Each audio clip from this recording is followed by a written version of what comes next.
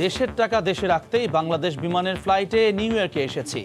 সমালোচনার কড়া জবাব প্রধানমন্ত্রীর। বিএনপি জামায়াতের টাকায় অপপ্রচার চালাচ্ছে একটি মহল।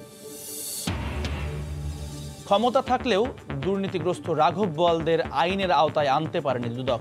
নানামুখী চাপে ব্যর্থ সংস্থাটি, বলছেন সাবেকরা, মানতে নারাজ কর্তৃপক্ষ। আবারও অস্থির দেশের চিনির বাজার। নির্ধারিত ৭৪ টাকার পরিবর্তে ৮০ টাকায় বিক্রি করতে মিল মালিকদের কারসাজি, সরবরাহ কমিয়ে দেওয়ার অভিযোগ। অভিন্ন তিস্তা নদীর সমস্যার সমাধান না হওয়ায় ক্ষতিগ্রস্ত দেশের উত্তরাঞ্চলের জনপদ। মহাপরিকল্পনা বাস্তবায়নের দাবি তিস্তা পাড়ের মানুষের। এবং অপরাধ শূন্য চট্টগ্রাম বন্দরের বহির্নোঙর। কোস্টগার্ড সহ বিভিন্ন সংস্থার তৎপরতায় নিশ্চিত হয়েছে নিরাপত্তা। বাণিজ্যে আস্থা বাড়ার প্রত্যাশা।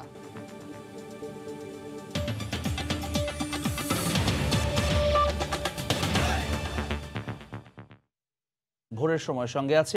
দেশের টাকা দেশে রাখতেই বাংলাদেশ বিমানের ফ্লাইট নিয়ে নিউ ইয়র্ক সফরে গিয়েছেন জানিয়ে প্রধানমন্ত্রী শেখ হাসিনা বলেছেন, বিএনপি জামায়াতের টাকায় বিদেশ থেকে দেশের বিরুদ্ধে অপপ্রচার চালানো হচ্ছে। নিউ ইয়র্কের স্থানীয় সময় শুক্রবার বিকেলে এক নাগরিক সভায় কথা বলেন শেখ হাসিনা।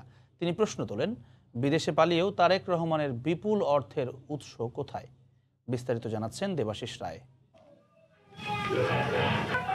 জাতিসংঘের অধিবেশনে যোগ দিতে নিউ ইয়র্কে রাষ্ট্রীয় সফরের পঞ্চম দিনে যুক্তরাষ্ট্র আওয়ামী লীগ আয়োজিত নাগরিক সভায় যোগ দেন প্রধানমন্ত্রী শেখ হাসিনা।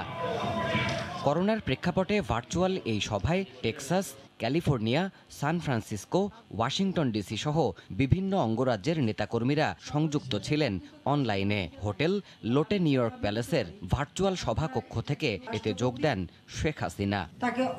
বক্তব্যে প্রধানমন্ত্রী বলেন, এত উন্নয়নের পরও বিদেশে বসে দেশের ভাবমূর্তি নষ্ট করার অপচেষ্টা করছে স্বাধীনতা বিরোধীরা। কেউ কেউ আমি দেখি সমালোচনা করে দূরদেশে বসেই বাংলাদেশের ভাবমূর্তি নষ্ট করা। আমরা বৈধ আর অবৈধ যাই হই, আজকে ডিজিটাল বাংলাদেশ করে দিয়েছি বলেই তো সেই সুযোগটা পাচ্ছে। এতই যদি তাদের নীতি আদর্শ থাকে, তা আমাদের করা এই সমস্ত ডিজিটাল পদ্ধতি ব্যবহার করে কেন?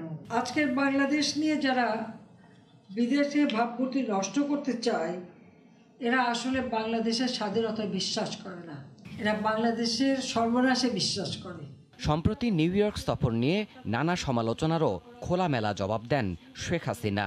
আমি বললাম যে আমরা অন্য এয়ারলাইন্সকে টাকা না দিয়ে আমরা আমাদের বিমান নিয়ে আসবো, কারণ ওরা তো দেশেও বসে আছে, কাজে আমাদের সাথে আসলো, টাকাটা আমাদের দেশে ঘরেই থাকলো, বিমানই পেলো।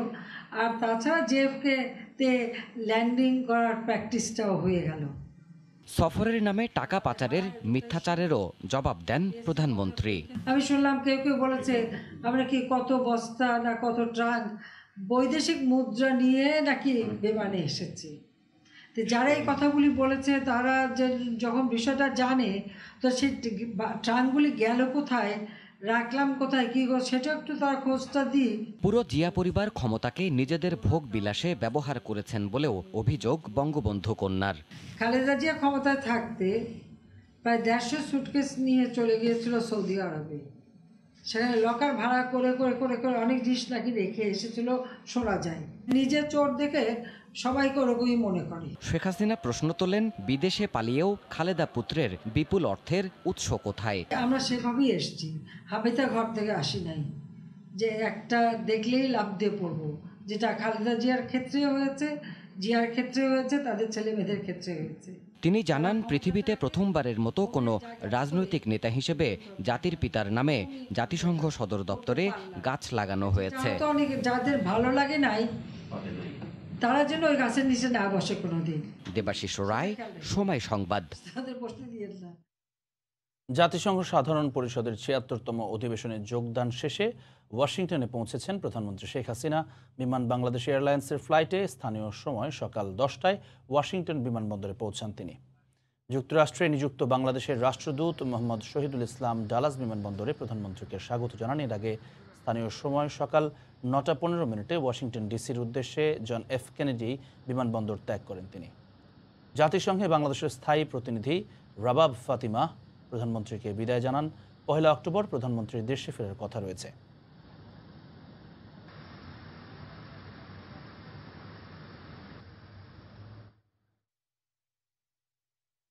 আগামী বছরের জুনেই পদ্মা সেতু উদ্বোধন করবেন প্রধানমন্ত্রী শেখ হাসিনা। শনিবার দুপুরে ঢাকা আশুলিয়া এলিভেটেড এক্সপ্রেসওয়ের পরীক্ষামূলক নির্মাণ কাজের উদ্বোধন করে একথা জানান সড়ক পরিবহন ও সেতু মন্ত্রী ওবায়দুল কাদের।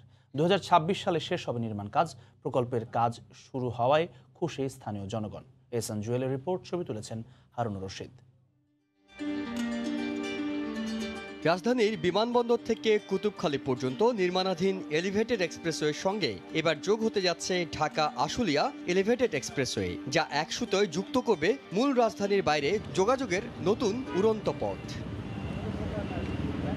কথা ছিল 2017 সালে শুরু হয়ে 2021 সালে শেষ হবে এই প্রকল্পের কাজ, কিন্তু অর্থায়ন ও নকশা জটিলতায় দেরি হয় কাজ শুরু করতে। প্রায় 17,000 কোটি টাকার কাজে চীন দিচ্ছে 11,000 কোটি টাকা। অনিশ্চয়তা কেটে যাওয়ায় খুশি স্থানীয়রা। তেল খরচ, গ্যাস খরচ কম হবে, তাড়াতাড়ি যেতে পারবো, 2টা টিপ বেশি মারতে পারবো। রাস্তা যেন না ভাঙ্গা, ঠিক আছে, সরকার সবসময় যেন এগুলো খেয়াল রাখে। রাজধানীর বিমানবন্দর থেকে ডিইপিজেড পর্যন্ত 24 কিলোমিটার এক্সপ্রেসওয়ের ফলে উত্তরাঞ্চল থেকে আসা গাড়ি ঢাকার ভেতর প্রবেশ করার প্রয়োজন হবে না। শহরের বাইরের গাড়িগুলো আর শহরের ভিতর ঢুকবে না, এটা ফ্লাইওভার দিয়ে চলে যেতে পারবে, যানজট কম হবে। ট্রাকগুলি দিনের বেলায় প্রবেশ করতে পারে না, ট্রাকগুলি তখন উপর দিয়ে আমাদের এলিভেটেড এক্সপ্রেসওয়ে দিয়ে চলে যাবে, যার ফলে অর্থনৈতিক যে কর্মকাণ্ড সেটা আরো বেগবান হবে। প্রকল্পের টেস্ট পাইলের উদ্বোধন করে সেতুমন্ত্রী জানান, সরকারের মেগা প্রকল্পগুলো এগুচ্ছে পরিকল্পনা মতোই। জুনের মধ্যেই আমরা পদ্মা সেতুর নির্মাণ প্রক্রিয়া শেষে উদ্বোধন করবেন প্রধানমন্ত্রী দেশরত্ন শেখ হাসিনা।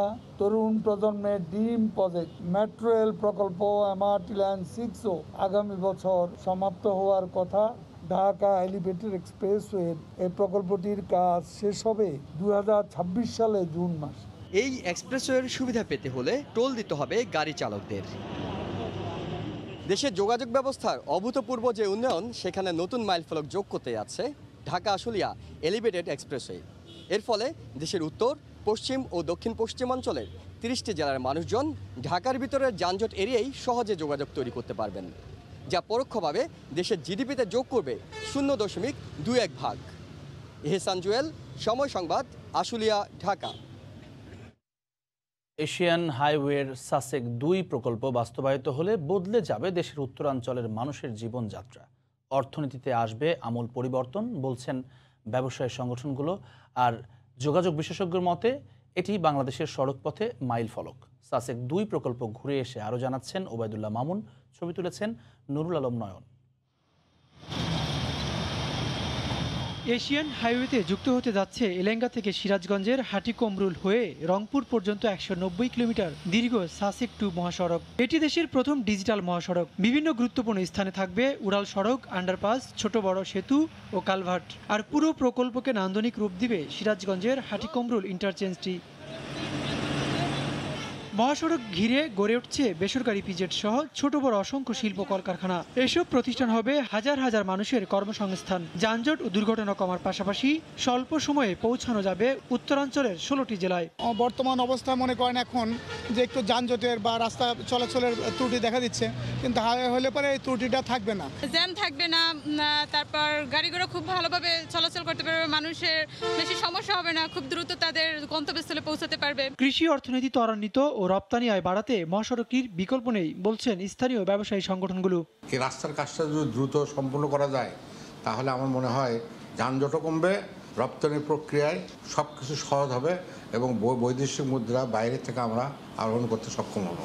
বিশেষজ্ঞরা বলছেন আর্থসামাজিক উন্নয়নের পাশাপাশি আন্তর্জাতিক যোগাযোগে যুগান্তকারী ভূমিকা রাখবে মহাসড়কটি। অ্যাক্সেস অর্থাৎ ক্রসিংটা খুব কম হবে, পাশাপাশি সার্ভিস রোড থাকার কারণে লোকাল ভেহিকেলগুলো কিন্তু চলতে পারবে। বাংলাদেশের জন্য খুবই গুরুত্বপূর্ণ, কারণ এখানে আমরা ইকোনমিক একটা লাইফলাইন যেমন তৈরি হবে, পাশাপাশি হচ্ছে যে এই রাস্তা অর্থাৎ এলেঙ্গা থেকে আমার রংপুর পর্যন্ত যে আমার একটা দুর্ঘটনা ঘটতো এই রাস্তায়, সেটা কিন্তু আমরা অনেকাংশে কমিয়ে আনতে পারবো।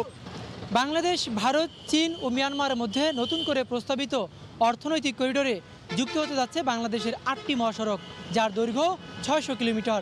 এর মধ্যে এলেঙ্গা থেকে রংপুরের দৈর্ঘ্য 190 কিলোমিটার, যা আগামী 2024 সালের মধ্যে বাস্তবায়িত হবে। আর এই প্রকল্পটি বাস্তবায়িত হলে এখানকার মানুষের জীবনমানের আমূল পরিবর্তন আসবে, বলছেন প্রকল্প সংশ্লিষ্টরা। ওবায়দুল্লাহ মামুন, সময় সংবাদ, সিরাজগঞ্জ।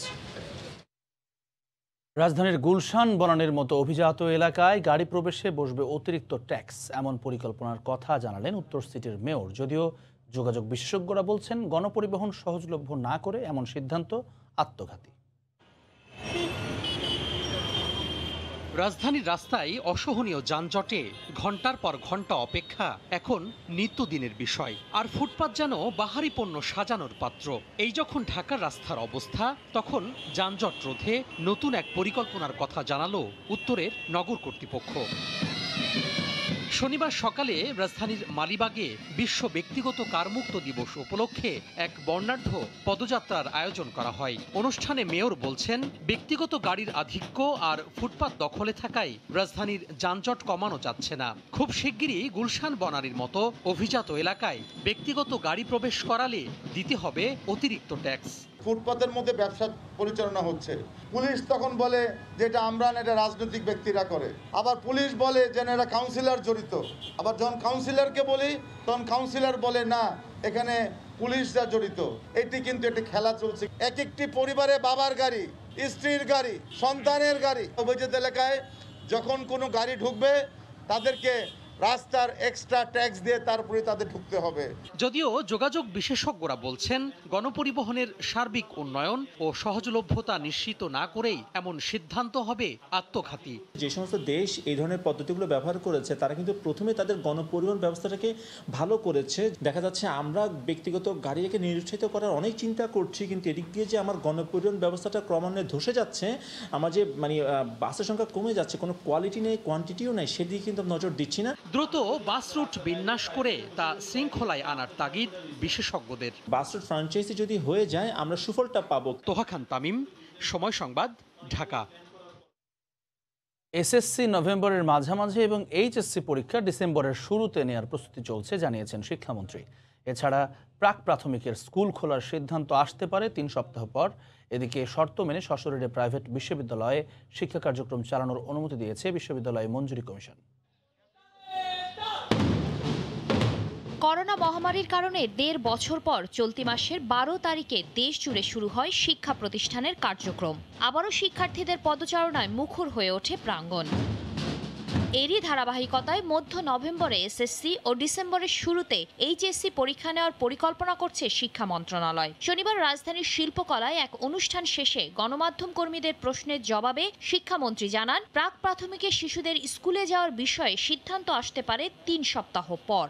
বাচ্চাদেরকে এই মুহূর্তে আমরা আনতে চাচ্ছি না, প্রাক প্রাথমিক বাড়িতে থাকুক, আপাতত আমরা আবার সিদ্ধান্ত নেব। 3 সপ্তাহ পার হোক, নভেম্বর এবং ডিসেম্বরে আমাদের ডেট আমরা ঠিক করছি। আর মধ্য নভেম্বরে এসএসসি এবং ডিসেম্বরের গোড়ায় এইচএসসি। শিক্ষামন্ত্রী বলেন, কোন প্রতিষ্ঠানের সংক্রমণ বেড়ে গেলে নির্দ্বিধায় তা বন্ধ করে দেওয়া হবে। যেই শিক্ষার্থীরা সোশ্যাল মিডিয়াতে খুব লিখছে এখানে আক্রান্ত ওখানে আক্রান্ত, আমরা এখন পর্যন্ত কোথাও সত্যতা কিন্তু পাইনি। কোথাও যদি আমরা মনে করি সংক্রমণ ছড়িয়ে পড়বার কোনো আশঙ্কা আছে, শিক্ষা প্রতিষ্ঠান যদি প্রয়োজন হয় আমরা বন্ধ করে দেব। এদিকে শর্ত মেনে সশরীরে প্রাইভেট বিশ্ববিদ্যালয়ে শিক্ষা কার্যক্রম চালানোর অনুমতি দিয়েছে বিশ্ববিদ্যালয় মঞ্জুরি কমিশন। শুক্রবার কমিশনের পক্ষ থেকে এক বিজ্ঞপ্তিতে জানানো হয়, বিশ্ববিদ্যালয়গুলো নিজ ব্যবস্থাপনায় যথাযথ স্বাস্থ্যবিধি মানার পাশাপাশি শিক্ষক, শিক্ষার্থী, কর্মকর্তা, কর্মচারীদের অন্তত 1 ডোজ টিকা অথবা টিকার রেজিস্ট্রেশন নিশ্চিত করতে হবে। শাতিলা শারমিন, সময় সংবাদ, ঢাকা। ভোরের সময় আরও থাকছে, ইলিশের ভরা মৌসুমে নিষেধাজ্ঞার খবরে ভোলার জেলে পল্লীতে হতাশা। অভয়াশ্রমে অভিযানের সময় নির্ধারণ নিয়ে প্রশ্ন মৎস্যজীবীদের। কেউ বলেন দুদক দন্তহীন বাঘ, আবার কারো মতে ঢোড়া সাপ। দেশের উচ্চ আদালতও চুনোপুটিদের পেছনে না ছুটে রাঘব বোয়াল ধরতে বলেছেন। সংস্থাটিকে এত ক্ষমতা দেওয়ার পরও ঘুরে ফিরে কেন এমন সমালোচনা? বিশেষজ্ঞরা বলছেন, বড় মাছ ধরতে গেলেই নানামুখী চাপে পেরে উঠতে পারছে না স্বাধীন এই সংস্থাটি। আফজাল হোসেনের রিপোর্ট। 8 বছর আগের কথা, দায়িত্ব ছাড়ার আগে দুদককে দন্তহীন বাঘের সঙ্গে তুলনা করেছিলেন সংস্থাটির চেয়ারম্যান গোলাম রহমান। দুদকের নখ দাঁত নেই, এটা অতি পুরাতন এবং প্রাচীন একটা কথা। আমার মনে হয় এটি আর নাই। দুদক যথেষ্ট ক্ষমতাশালী একটি প্রতিষ্ঠান। আসলে কি তাই? ইকবালের আমলে দায়িত্ব পালন করা দুদকের সাবেক এই মহাপরিচালক বলছেন, নখ দাঁত সবই আছে দুদকের, কিন্তু কামড় দেওয়ার সক্ষমতা নেই। কোনো নখ দাঁতের তো অভাব দেখা যাচ্ছে না কার্যত, কিন্তু যেটা হচ্ছে যে সেটা দাঁত ফুটানোর শক্তি জায়গাটা হয়তো বা কম দেখা যাচ্ছে। সেজন্যই কারোর কাছে মনে হতে পারে যে বোধহয় নখদন্তহীন। সে কারণেই কি চুনোপুটিদের পেছনে ছুটে দুদক? কেন রাঘব বোয়াল ধরতে পারে না সংস্থাটি? গভীর জলের মাছ অনেক গভীরে থাকে, তাকে তুলে আনতে গেলে তাও আশেপাশে অনেকগুলো আপনার মানে নানান আশ্রয়ের জায়গা সে পেয়ে যায়, এখানে মাথা গুঁজে সেখানে মাথা গুঁজে। তো এটাও অনেকখানি সেরকম, অনেকগুলো ছত্রছায়া আছে, অনেকগুলো জায়গা আছে, সেই সমস্ত জায়গার নাম আর আমি বলতে চাইছি না, কিন্তু এই সমস্ত কারণেও হয়তোবা বাধা হয়ে দাঁড়ায়। যদিও এমন অভিযোগ মানতে নারাজ দুদক আইনজীবী। সাবেক প্রধান বিচারপতি রায় 5ই অক্টোবর, উনি কি চুনোপুটি? বেগম খালেদা জিয়ার 2 মামলা সাজা হলো, আরও 3টা মামলা পেন্ডিং, উনি কি চুনোপুটি? জেনারেল এরশাদের 2 মামলা সাজা হলো, Kazi Zafar Ahmed former prime minister সাজা হলো, এটা কি চুনোপুটি?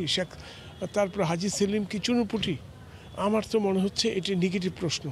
কিন্তু পরিস্থিতি বলছে ভিন্ন কথা।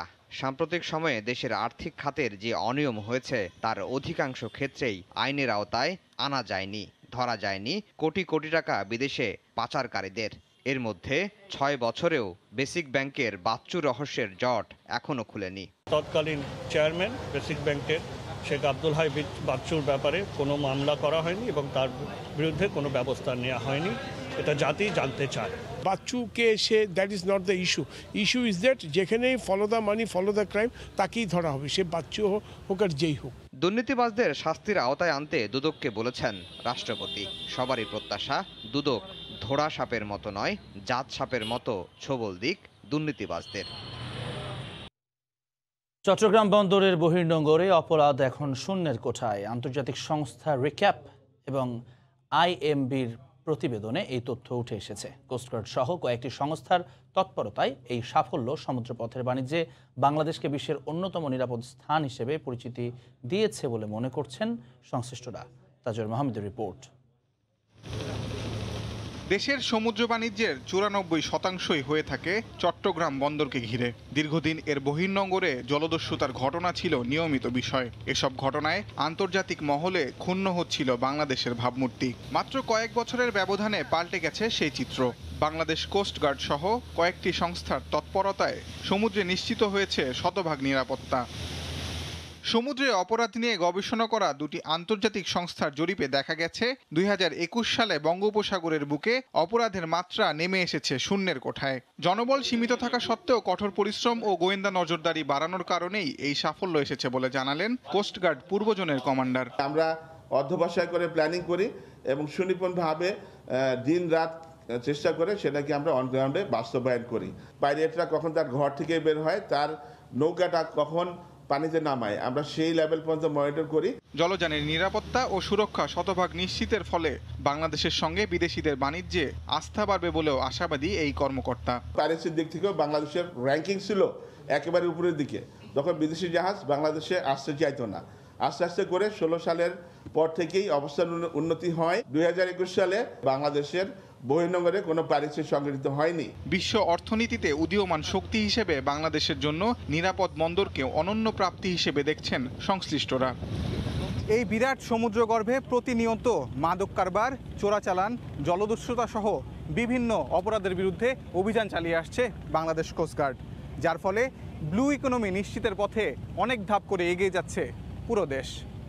তাজওয়ার মাহমিদ, সময় সংবাদ, চট্টগ্রাম। দেখছেন ভোরের সময়, সঙ্গে থাকুন। কারসাজি আর অজুহাতের কবলে পড়ে দেশের চিনির বাজার অস্থির হয়ে উঠেছে। সরকারের বেঁধে দেয়া 74 টাকার পরিবর্তে নিজেদের প্রস্তাবিত 80 টাকার দামে চিনি বিক্রি করতে মিল মালিকরা কারসাজি করছে বলে অভিযোগ ব্যবসায়ীদের। আর সরবরাহ কমিয়ে দেয়ায় পাইকারি পর্যায়ে প্রতি কেজি চিনি বিক্রি হচ্ছে 75 টাকার বেশি দরে। বিস্তারিত জানাচ্ছেন কমল দে। প্রতি কেজি 74 টাকা দরে চিনি বিক্রি করতে 2 সপ্তাহ আগে দাম নির্ধারণ করে দেয় বাণিজ্য মন্ত্রণালয়। প্রথম কয়েকদিন সে দরে চিনি বিক্রি হলো, এখন প্রতিদিনই দাম বাড়ছে। নিজেদের প্রস্তাবিত 80 টাকা দরে চিনি বিক্রি করতে গত 10 দিন ধরে সরবরাহের গতি কমিয়ে দিয়েছে মিল মালিকেরা বলে অভিযোগ পাইকারি ব্যবসায়ীদের। মিল মালিকরা আমাদেরকে বলতেছে মানে 80 টাকার নিচে মাল বিক্রি করবো না। আবার গভর্নমেন্ট বলে আমরা খুচরা মার্কেটে 74 টাকার নিচে পাইকারি রেট করতে পারবে না, যার জন্য বাজার একবার বাড়ে একবার উঠানামা করে। চট্টগ্রামে আগে স্থানীয় একটি মিলের চিনি সরবরাহের পরিমাণ তুলনামূলক বেশি ইলিশ হলো গত 1 মাস ধরে নানা সমস্যার কথা বলে চিনি সরবরাহ বন্ধ রেখেছে। এই অবস্থায় চট্টগ্রামের ব্যবসায়ীদের ঢাকার মিলগুলোর উপর ভরসা করতে হলো। সেখান থেকে কাঙ্ক্ষিত চিনি না পাওয়ায় বাজারের অস্থিরতা কাটছে না। প্রস্তাবনা দিয়েছে এখন আমরা 82 টাকা রেট করার জন্য, সরকার এখনো কোনো সমাধান করে নাই, সেটার কারণ ওরা এখন আপাতত কোনো সেল দিচ্ছে না। গত সপ্তাহে এগুলা আপনার 2750-60 টাকা মতো ডিউ ছিল আর কি, আজকে আপনার 2780 টাকা মতো চলে। বছরে দেশে 25 লাখ মেট্রিক টন চিনির চাহিদা রয়েছে, যার বেশিরভাগই বিদেশ থেকে আমদানি করতে হয়। সরকারি মিলগুলো কোনো কার্যকর ভূমিকা রাখতে পারছে না। এই অবস্থায় দাম নিয়ন্ত্রণের টিসিবির মাধ্যমে চিনি বিক্রির প্রস্তাব করছেন ব্যবসায়ীরা। একমাত্র উপায় দেশি মিলের মালগুলো সিডি সেল দিয়ে মার্কেটকে নিয়ন্ত্রণ করা। টিসিবির মালগুলো যেন ওই বিক্রি করে মার্কেটটা একটু নিয়ন্ত্রণে আনে। সবশেষ শনিবার পাইকারি পর্যায়ে প্রতিমন চিনি বিক্রি হয়েছে 2800 টাকা দরে, যা আগের সপ্তাহে ছিল 2745 টাকা। কমল দে, সময় সংবাদ, চট্টগ্রাম। দীর্ঘ প্রতীক্ষার পর অবশেষে ভোলার মেঘনা তেঁতুলিয়া নদীতে ইলিশের দেখা পাওয়ায় খুশি জেলেরা। ইলিশ ধরা আর মোকামে চালান করা নিয়ে ব্যস্ত সময় পার করছেন তারা। তবে আকাল কাটিয়ে যখন ইলিশে মাছঘাটগুলো ভরে উঠতে শুরু করেছে, তখন মা ইলিশ রক্ষায় নিষেধাজ্ঞার খবরে জেলে পল্লীতে হতাশা বিরাজ করছে। ইলিশের অভয়াশ্রম অভিযানের সময় নির্ধারণ নিয়েও প্রশ্ন তুলেছেন মৎস্যজীবীরা। নাসিরউদ্দিন লিটনের তথ্য ও উৎপল দেবনাথের ছবি নিয়ে রিপোর্ট।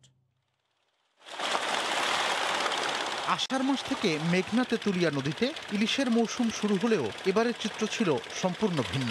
চলতি মৌসুমের প্রথম 3 মাস জেলেরা কাঙ্ক্ষিত ইলিশ পাননি। এ দীর্ঘ সময়ে ইলিশের আশায় নদীতে গিয়ে আয়ের পরিবর্তে বেড়েছে মহাজনের দাদনের পরিমাণ। তবে সম্প্রতি ঝাঁকে ঝাঁকে ইলিশ ধরা পড়ায় খুশি তারা। জেলেরা ইলিশের ট্রলার বোঝাই করে ঘাটে ফিরতে শুরু করেছেন। কেনাবেচায় সরগরম ঘাটগুলো। তবে শেষ মৌসুমে ধরা ইলিশে ধার দেনা পরিশোধ ও ব্যবসায়ীদের পুঁজি হারানোর সংখ্যা কিছুটা কমলেও হতাশা কাটছে না আগামী 4 অক্টোবর থেকে শুরু হওয়া মা ইলিশ রক্ষা অভিযানকে ঘিরে। মাছ আমরা উড়াই দিয়েছি, মাছে এখনো ডিম হয় না, ডিম হইতে এখনো অনেক সময় আছে। আপনাদের কাছে আমাদের অনুরোধ, আপনারা সময়টা একটু বাঁচিয়ে দেন। প্রতি দান আছে 20,000, 7 দান আছে 10,000, এমন করে 30-35,000 টাকা করে দান আছে। আমরা অবরাত 10 দিন ফিসে দিলে ভালো হয়তো। ইলিশ রক্ষার অভিযানের সময় এগিয়ে আনায় জেলেদের মধ্যে হতাশা বিরাজ করছে উল্লেখ করে সময় নির্ধারণ নিয়ে প্রশ্ন তুলেছেন মৎস্যজীবী সমিতির নেতা। ইলিশ মাছের পেটে ডিমই দেখি না, তাহলে ইলিশ মাছ ছাড়ুনিয়া মাছ কই থেকে আসবে? তা আমাদের দাবি হলো যদি অভিযানটা আরো 5-7 দিন বা সামনে একটা কাটাল 10 দিন ফিসিয়ে দিত, তাতে জেলেদের জন্য অনেক ভালো হতো। আর দেরিতে হলেও নদীতে ইলিশের দেখা মেলায় লক্ষ্যমাত্রা অর্জনের পাশাপাশি জেলেদের ক্ষতি পুষিয়ে নেয়ার বিষয়ে আশাবাদী মৎস্য বিভাগ। ইলিশ মাছ সাধারণত এই মৌসুমে, প্রজনন মৌসুমে তারা সমুদ্র থেকে ঝাঁকে ঝাঁকে নদীতে আসে। তো যে কোনো কারণেই হোক, তাদের ডিমের পরিপক্কতা দেরিতে আসার কারণে তারা দেরিতে প্রজনন করার জন্য নদীতে আসতেছে। এই জন্যই আমাদের নদীতে ইলিশ আসার যে সময়টা, এটা ধীরে ধীরে একটু পরিবর্তনের দিকে যাচ্ছে। চলতি বছর জেলায় ইলিশের লক্ষ্যমাত্রা 1,77,000 মেট্রিক টন। মৌসুমের প্রথম 3 মাসে ধরা পড়েছে 38,200 মেট্রিক টন ইলিশ। সময় সংবাদ, ভোলা। খান সংকটে পণ্য জট তৈরি হয়েছে বেনাপোল বন্দরে। এতে ব্যাহত হচ্ছে আমদানি রফতানি বাণিজ্য। ব্যবসায়ীরা জানান, বন্দরে পণ্য রক্ষণাবেক্ষণে পর্যাপ্ত জায়গা না থাকায় সড়কে রফতানি পণ্যবাহী ট্রাকের দীর্ঘ সারি তৈরি হয়েছে। ভারতে প্রবেশের অপেক্ষায় আছে প্রায় 2000 ট্রাক। এছাড়া বেনাপোল বন্দরে প্রবেশের অপেক্ষায় ভারতের কালীতলা পার্কিংয়ে প্রায় 5000 ট্রাক। বন্দরের অবকাঠামো উন্নয়নে কর্তৃপক্ষের কাছে অনেকবার দাবি জানানো হলেও কোনো কাজ হয়নি। এতে সময়মতো পণ্য পরিবহন করতে না পারায় লোকসান হচ্ছে বলে দাবি ব্যবসায়ীদের।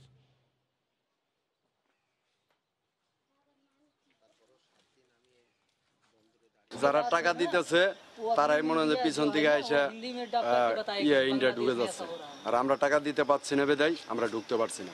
16 দিনের মাথায় এই যে বাংলাদেশে ঢুকলাম, ঢুকে আদেও খালি হবে কিনা এখানে জানা নেই আমার। যদি 1.5 মাস করে একটা গাড়ি প্রতিদিন প্রতি রাত 2000 টাকা করে ড্যামারেজ দিতে হয়, তাহলে তাদের তো কোনো লাভ বলে কিছু থাকবে না। দিনাজপুর পৌরসভার উন্নয়ন বঞ্চনা নিয়ে সরকার ও বিরোধী শিবিরে শুরু হয়েছে দোষারোপের রাজনীতি। স্থানীয় সংসদ সদস্য হুইপ ইকবালুর রহিমের বিরুদ্ধে অসহযোগিতার অভিযোগ করছেন টানা 3 বারের নির্বাচিত মেয়র সৈয়দ জাহাঙ্গীর আলম। এ নিয়ে সংসদ সদস্য মুখ না খুললেও তার সমর্থকরা বলছেন, নিজের ব্যর্থতা ঢাকতে অন্যের উপরে দোষ চাপাচ্ছেন মেয়র। গোলাম নবী দুলালের তথ্য ও মঞ্জিদ আলমের ছবি নিয়ে প্রতিবেদন। রাস্তাঘাটে চলাফেরা করা মানুষের দুর্ভোগ দেখে বোঝার উপায় নেই এটি জেলা শহর দিনাজপুর। প্রধান প্রধান সড়কগুলো থেকে অলিগলি সবই খানাখন্দে আর ভাঙাচোরায় ভরা। গড়েই ওঠেনি ড্রেনেজ ব্যবস্থা, রয়েছে পানি, বিদ্যুৎ ও বর্জ্য ব্যবস্থাপনায় অব্যবস্থাপনা। এই রাস্তা আজীবন ঠিক হবে না, আমাদের প্রতিদিন একটার পর একটা গাড়ি ভাঙতে আছে। রাস্তাটা মেরামত করে দিত বা ভালো করে দিত, আমাদের খুব উপকার হইতো। যাতায়াতের জন্য খুব করুণ অবস্থা। এই অবস্থায় শহরের উন্নয়নে স্থানীয় সংসদ সদস্য ইকবালুর রহিমের বিরুদ্ধে অসহযোগিতার অভিযোগ করলেন মেয়র। কোনো এলাকার ডেভেলপমেন্টের জন্য সে এলাকার সংসদ সদস্য যেমন সুফল পাবে, ঠিক তেমনিভাবে আমি মেয়র, আমার এলাকার ডেভেলপমেন্ট না হলে এটির অভিযোগও কিন্তু সংসদ সদস্যের উপরে যাবে। আর স্থানীয় সংসদ সদস্য ও জাতীয় সংসদের হুইপ ইকবালুর রহিম বিভিন্ন সমাবেশে মেয়রের অযোগ্যতাকে দায়ী করেছেন। তার সঙ্গে একমত পোষণ করেছেন নাগরিক সমাজ। ঘর থেকে বের হলে আমাদেরকে নাকে রুমাল দিয়ে বেরোতে হয়। রাস্তার দুই পাশে যেভাবে ময়লার স্তূপ, বেলা 12টা পর্যন্ত সেই ময়লা পরিষ্কার হয় না। এই ট্রাফিক তো আজকে ঢাকার যে কোচগুলো শহরের মাঝখান থেকে যাচ্ছে, এটা সরানোর একটা ব্যবস্থা, এগুলো তো প্রশাসনিক বিষয়, এটা তো অর্থের বিষয় না। এগুলো তো উনি একটা উদ্যোগ নিতে পারেন মেয়র সাহেব, যদি নেওয়া যায় তাহলেই তো শহরটা অনেক মুক্ত হয়। শহরের যে জোট জাম সেখান থেকে আমরা মুক্ত হতে পারি। রাজনৈতিক সংঘাত সৃষ্টি করা হচ্ছে, বলা হচ্ছে যে মেয়র সাহেব বলতে যে সংসদ সদস্য টাকা দেয় না আর আমার সাথে যোগাযোগ করে না। যদি এই কথা সত্য হয় তাহলে উনি নাগরিক শোকসভাটাকে আমাদেরকে বলতেছেন না কেন? 1869 সালে প্রতিষ্ঠিত হয় দিনাজপুর পৌরসভা। নাগরিক সুবিধার এমন বেহাল দশা এর আগে কখনোই হয়নি বলে অভিমত শহরবাসীর। সময় সংবাদ, দিনাজপুর। এখন পর্যন্ত গজারিয়া উপজেলার সঙ্গে মুন্সিগঞ্জ জেলা সদরের সরাসরি যোগাযোগ স্থাপন হয়নি। 7 কিলোমিটার পথের জন্য ঘুরতে হয় 70 কিলোমিটার পথ। মেঘনা নদীতে ফেরি চালু হলেও বর্তমানে বন্ধ রয়েছে, তাই ভোর থেকেই ঝুঁকি নিয়ে নৌকায় করে উত্তাল মেঘনা পাড়ি দিতে হয়। এই মুহূর্তে চর কিশোরগঞ্জ খেয়াঘাটে আছেন রিপোর্টার নাসির উদ্দিন উজ্জ্বল। সরাসরি চলে যাচ্ছি তার কাছে। নাসির। জ্যাভলিন, এই যে শরতের যে শিশির ভেজা সকাল, তখনই কিন্তু আপনারা দেখছেন যে এই খেয়াঘাটের লোকজন আসতে শুরু করেছে এবং এই লোকজন কিন্তু এই ট্রলারে করেই কিন্তু বিশাল মেঘনা নদী পাড়ি দিচ্ছে এবং যেই মেঘনা নদীটি সবসময় উত্তাল থাকে এবং এই নদীটি কিন্তু এপার থেকে ওপার যেতে প্রায় 1.5 কিলোমিটার পথ পাড়ি দিতে হয় এবং সেখানে নানা ধরনের লোকজন এই জেলা সদর থেকে যেমন গজারিয়াতে যাচ্ছে, আবার গজারিয়া থেকে কিন্তু জেলা সদরে আসছে এবং নিয়মিত অনেকে কিন্তু সরকারি বেসরকারি নানা রকম চাকরিজীবী ছাড়াও কিন্তু ব্যবসায়ী এবং নানা কারণে কিন্তু তাদের এই এপার ওপার হতে হয় এবং রাতের বেলা কিন্তু এই ট্রলার বা নৌকা চলাচল একেবারেই বন্ধ হয়ে যায়। আর তখন কিন্তু রাতে কোনোভাবে এপার থেকে ওপার যাওয়া সম্ভব হয় না, যার কারণে এই যে গজারিয়া উপজেলার সঙ্গে যে জেলা সদরের যোগাযোগ বিচ্ছিন্ন, সেটি কিন্তু এই অঞ্চলের যে আর্থসামাজিক অবস্থায় বড় ধরনের চ্যালেঞ্জ তৈরি করেছে। এবং এই যে এই ঘাটটি আপনারা দেখছেন, পাশেই একটি ফেরিঘাট, যেখানে যে বাস দিয়ে এখন প্যালাসেটিং করে রাখা হয়েছে, সেখানে কিন্তু ফেরিঘাট তৈরি করা ছিল এবং 2018 সালের 3 জুন প্রধানমন্ত্রী শেখ হাসিনা এখানে কিন্তু ফেরি সার্ভিস উদ্বোধন করেছিলেন। এখানকার যে জেলা পরিষদের যিনি চেয়ারম্যান মহিউদ্দিন, তার যে বিশেষ সুপারিশের একটি অনুষ্ঠানে তিনি সরাসরি এই সমস্যার কথা বলার পরে প্রধানমন্ত্রী ঘোষণা দেন এবং পরবর্তীতে কিন্তু এটি উদ্বোধন করেন এবং BIWTC কিন্তু এখানে 2টি ফেরি দিয়ে এই যে সার্ভিসটি চালু করে। এই 3 মাসের মধ্যে কিন্তু সার্ভিসটি সরিয়ে নেওয়া যায়, না হয় অজ্ঞাত কারণে, কিন্তু BIWTC বলছে যে এই জায়গায় যে তাদের ফেরি চলাচল সেটি অলাভজনক হওয়ার কারণে তারা সরিয়ে নিয়ে গেছেন। এদিকে কিন্তু প্রশাসনিক কার্যক্রম, আইন শৃঙ্খলা সব ক্ষেত্রে চ্যালেঞ্জ তৈরি হয়েছে। তো এখানে মুন্সিগঞ্জ জেলা সদর থেকে এই একটি স্কুলে চাকরি করেন শিক্ষক, আমরা তার কাছে জানতে চাইবো যে এই যে নিয়মিত আপনাদের যাতায়াতে কি কি চ্যালেঞ্জ আপনাদের পড়তে হয়, যদি একটু আমাদেরকে জানান। আমাদের রেগুলার মুন্সিগঞ্জ সদর থেকে গজারিয়া যেতে হয়, আবার আসতে হয়। তখন আমরা যখন সকালবেলা আসার পরে আমাদের অনেক ভোগান্তির শিকার হইতে হয়। যেমন যদি 10-15 জন না হয়, ট্রলার ছাড়ে না, অনেক সময় 20 টাকার ভাড়া 30 টাকা দিয়ে যেতে হয়। তারপরে মুন্সিগঞ্জ থেকে অনেকের গজারিয়া অনেক আত্মীয় স্বজন আছে, তারা গাড়ি নিয়ে যেতে পারে না। তারপর রাতে সন্ধ্যার পরে ট্রলার বন্ধ হয়ে যায়, তখন আমাদের 200-300 টাকা ভাড়া দিয়ে আসতে হয়। যদি ফেরি হইতো আমাদের জন্য অনেক সুবিধা হইতো। সেই 18 সালে এটা উদ্বোধন হয়েছে, যদি আমরা ফেরি পাইতাম তাহলে আমাদের এত সমস্যা হইতো না। ধন্যবাদ আপনাকে। এবং এই যে গজারিয়া থেকে মুন্সিগঞ্জের দূরত্ব কিন্তু মাত্র 7 কিলোমিটার, এবং এই 7 কিলোমিটারের জন্য কিন্তু একেবারে ঢাকা চট্টগ্রাম মহাসড়ক হয়ে নারায়ণগঞ্জের সাইনবোর্ড হয়ে নারায়ণগঞ্জের উপর দিয়ে মুক্তারপুর সেতু হয়ে কিন্তু গাড়ি নিয়ে মুন্সিগঞ্জে প্রবেশ করতে হয়। এবং এখানকার যে এই জেলা সদর থেকে বিচ্ছিন্ন উপজেলাটি, সেখানকার স্বাস্থ্য, শিক্ষা, নানা ক্ষেত্রে কিন্তু চ্যালেঞ্জ তৈরি হয়েছে। এবং এখানকার যারা এই খেয়াপাড়ের দায়িত্বে আছেন তারা বলছিলেন যে অনেক সময় অনেক মানুষের নানা রকম আকুতি থাকে, এবং অনেক সময় কিন্তু এই উত্তাল মেঘনায় পাড়ি দেওয়ার মতো অনেকে সাহস করতে পারে না, কারণ 12 মাস কিন্তু এই নৌকায় করেই এদিক দিয়ে যাতায়াত করতে হয়, এবং এই ঝুঁকি নিয়ে যাতায়াত করতে গিয়ে কিন্তু নানা রকম দুর্ঘটনায় পড়তে হয়। এবং আপনি দেখছেন যে এই যে জেলা সদর থেকে যে নানা রকম পণ্য সামগ্রী সেটি কিন্তু নিতে হয় এই গজারিয়াতে, এবং গজারিয়াতে উৎপাদিত যে কৃষি পণ্য সেগুলো কিন্তু বাজারজাতে চ্যালেঞ্জ তৈরি হয়।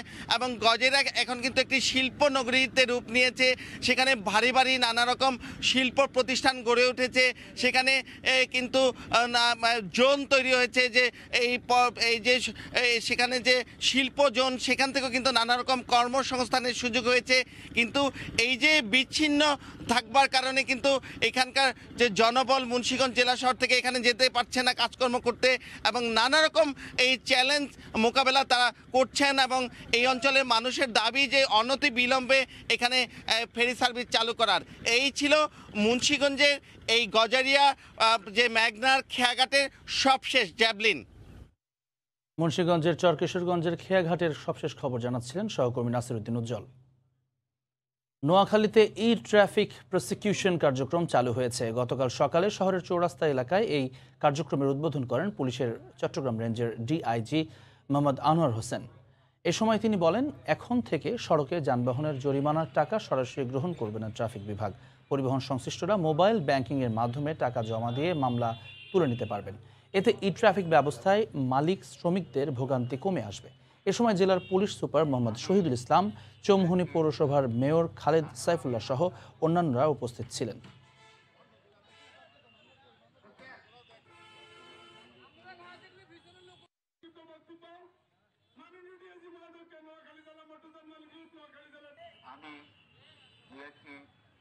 যানবাহন আইনের যে মামলাগুলো করা হতো সেইগুলো করা হতো হাতে লিখে কাগজে একটা ছাপানো ফর্মে। এখন সেইখান থেকে আমরা চলে আসছি এই ডিজিটাল মেশিনে।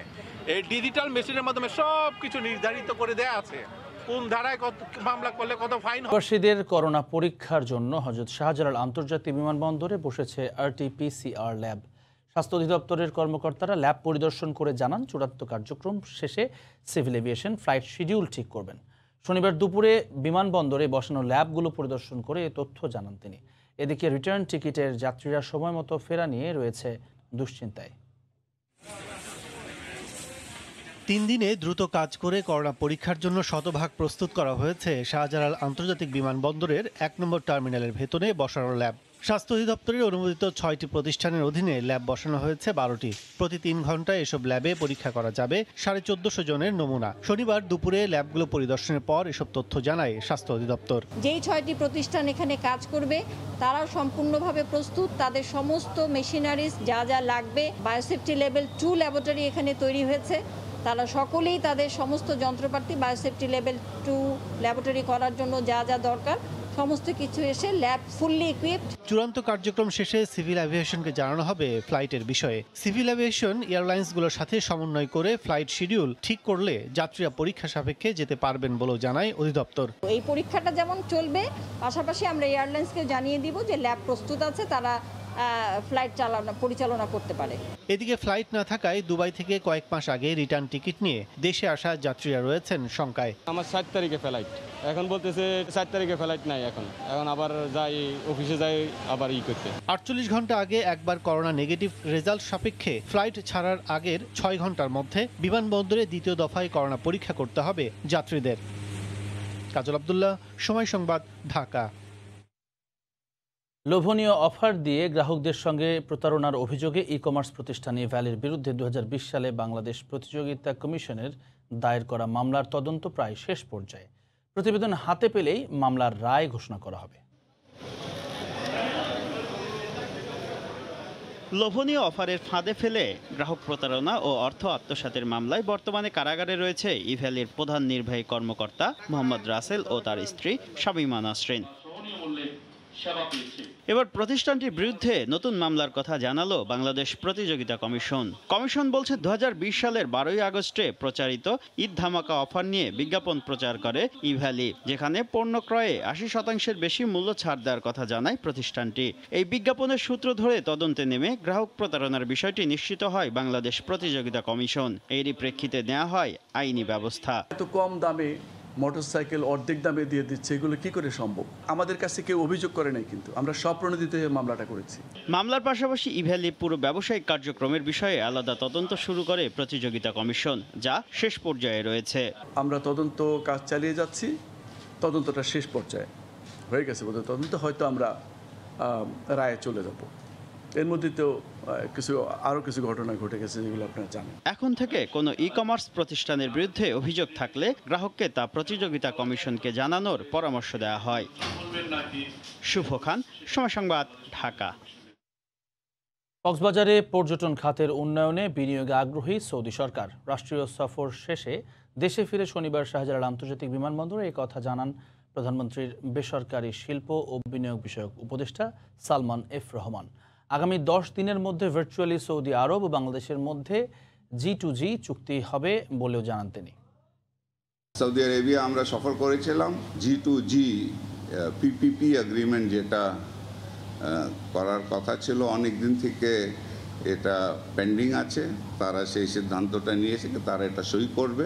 ঢাকা থেকে পায়রা রেল পুরো কক্সবাজারের ডেভেলপমেন্টের জন্য, সেটাতেও তারা খুব ইন্টারেস্টেড। এখানে ইমিডিয়েটলি যে প্রজেক্টটা তারা ইন্টারেস্টেড আছে সেটা হলো আপনার চট্টগ্রাম বন্দরে যে বে টার্মিনাল হচ্ছে এবং পাতেঙ্গা টার্মিনাল যেটা হচ্ছে। জাতির জনক বঙ্গবন্ধু শেখ মুজিবুর রহমানের স্বপ্ন বাস্তবায়নের অংশ হিসেবে দেশে উন্নয়ন কাজ দ্রুত গতিতে এগিয়ে চলছে বলে মন্তব্য করেছেন বেসামরিক বিমান ও পর্যটন প্রতিমন্ত্রী অ্যাডভোকেট মোহাম্মদ মাহবুব আলী। পদ্মা সেতুকে ঘিরে সোনারগাঁ হোটেলের এক্সটেনশন করার চিন্তা চলছে বলেও জানান মন্ত্রী। গতকাল মুন্সিগঞ্জের লৌহজংয়ের সাতঘড়িয়ায় ডাচ ডেইরি ফার্ম পরিদর্শন শেষে তিনি কথা বলেন। বঙ্গবন্ধুর স্বপ্ন ছিল এই বাংলাদেশের বিশ্বের বুকে মাথা উঁচু করে দাঁড়াবে। এই যে উঁচু করে দাঁড়ানোর যে প্রক্রিয়া, এই প্রক্রিয়ার একটা অংশ হলো আজকের এই অত্যাধুনিক খামার। আমি মিডিয়াতে দেখেছি, টেলিভিশনে বা অন্যান্য গণমাধ্যমে, জার্মানির খামার বা হল্যান্ডের খামার। আমাদের এই খামার ওই অংশে একই ধরনের। শেখ হাসিনার হাত ধরে এগিয়ে যাওয়া বাংলাদেশ আজ খাদ্যে স্বয়ংসম্পূর্ণ বলে মন্তব্য করেছেন আওয়ামী লীগের প্রেসিডিয়াম সদস্য বেগম মতিয়া চৌধুরী। গতকাল বিকেলে জামালপুরের ইসলামপুর উপজেলা আওয়ামী লীগের ত্রিবার্ষিক সম্মেলনে তিনি কথা বলেন। এ সময় কেন্দ্রীয় আওয়ামী লীগের যুগ্ম সাধারণ সম্পাদক ও শিক্ষামন্ত্রী ডক্টর দীপুমণি, সাংগঠনিক সম্পাদক মির্জা আজম এমপি উপস্থিত ছিলেন। সম্মেলনে ধর্ম প্রতিমন্ত্রী ফরিদুল হক খান দুলালকে সভাপতি ও অ্যাডভোকেট আব্দুস সালামকে পুনরায় সাধারণ সম্পাদক করে ইসলামপুর উপজেলা আওয়ামী লীগের কমিটি ঘোষণা করা হয়।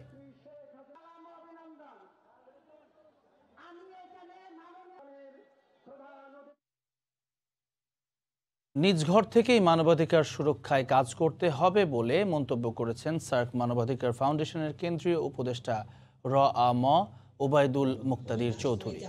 গতকাল বিকেলে চট্টগ্রাম প্রেস ক্লাবে সার্ক মানবাধিকার ফাউন্ডেশনের চট্টগ্রাম বিভাগের 2021 সালের অভিষেক অনুষ্ঠানে তিনি এই মন্তব্য করেন। এ সময় তিনি জানান, মানুষের যেমন মানবিক অধিকার আছে তেমনি এর সীমানাও আছে। প্রত্যেক ব্যক্তিকে নিজ নিজ দায়িত্ব পালন করতে হবে। সম্মানিত করা হবে। আসলে সত্যি আমরা কৃতজ্ঞতা জানাচ্ছি।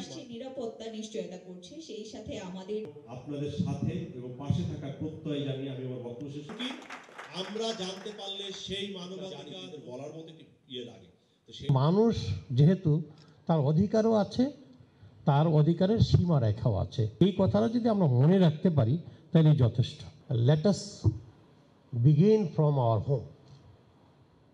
ঘর থেকে শুরু করি। আমরা বাঙালি মানুষ কিন্তু আপনার মানুষের ব্যাপারে খুব সচেতন। এই মানবাধিকারের ব্যাপারে আমরা যদি এই কথাটা শুধু মনে রাখি যে সবার উপরে মানুষ সত্য, তাহার উপরে নাই, তাহলেই যথেষ্ট। গত 12 বছরে শেখ হাসিনার সরকার দেশের যে উন্নয়ন করেছে তা কোনো সরকার করেননি বলে মন্তব্য করেছেন পরিকল্পনা মন্ত্রী এম এ মান্নান।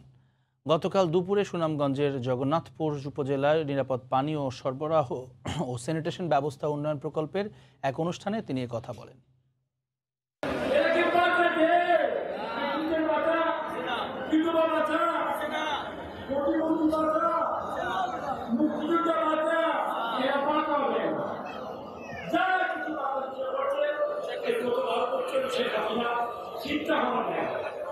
সুনামগঞ্জে ক্ষুদ্র নৃগোষ্ঠীর এক নারীকে ধর্ষণের বিচার দাবিতে মানববন্ধন হয়েছে। গতকাল সকালে বাংলাদেশ হাজং সংগঠন কেন্দ্রীয় পরিষদের আয়োজনে শহরের আলফাত স্কয়ার পয়েন্টে মানববন্ধন করা হয়। এ সময় বক্তারা বলেন, গত 14 আগস্ট এক নারী ধর্ষণের শিকার হন। এ ঘটনায় নিরপেক্ষ ও সুষ্ঠু তদন্ত করে জড়িতদের আইনের আওতায় আনার দাবি জানান তারা।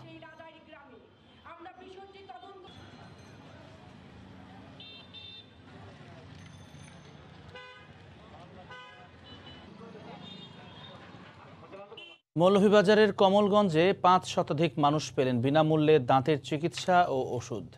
মুন্সিবাজারে দিনব্যাপী ফ্রি মেডিকেল ক্যাম্পের আয়োজন করেন স্বেচ্ছাসেবী সংগঠন আকা ফাউন্ডেশন। সংগঠনটির চেয়ারম্যান এবং আওয়ামী লীগের বন ও পরিবেশ বিষয়ক উপকমিটির সদস্য ডাক্তার আদেলি এদিব খানের নেতৃত্বে 20 সদস্যের চিকিৎসক দল এতে অংশ নেন। তারা রোগীদের দাঁতের নানা চিকিৎসার সেবা দেন। এছাড়া বিনামূল্যে ওষুধ, টুথপেস্ট, ভিটামিন সি ক্যাপসুল ও মাউথ ওয়াশ দেওয়া হয়। অনুষ্ঠানে রোগীদের মাঝে চিকিৎসা সামগ্রী বিতরণ করেন স্থানীয় সংসদ সদস্য ও উপাধ্যক্ষ ডক্টর আব্দুস শহীদ।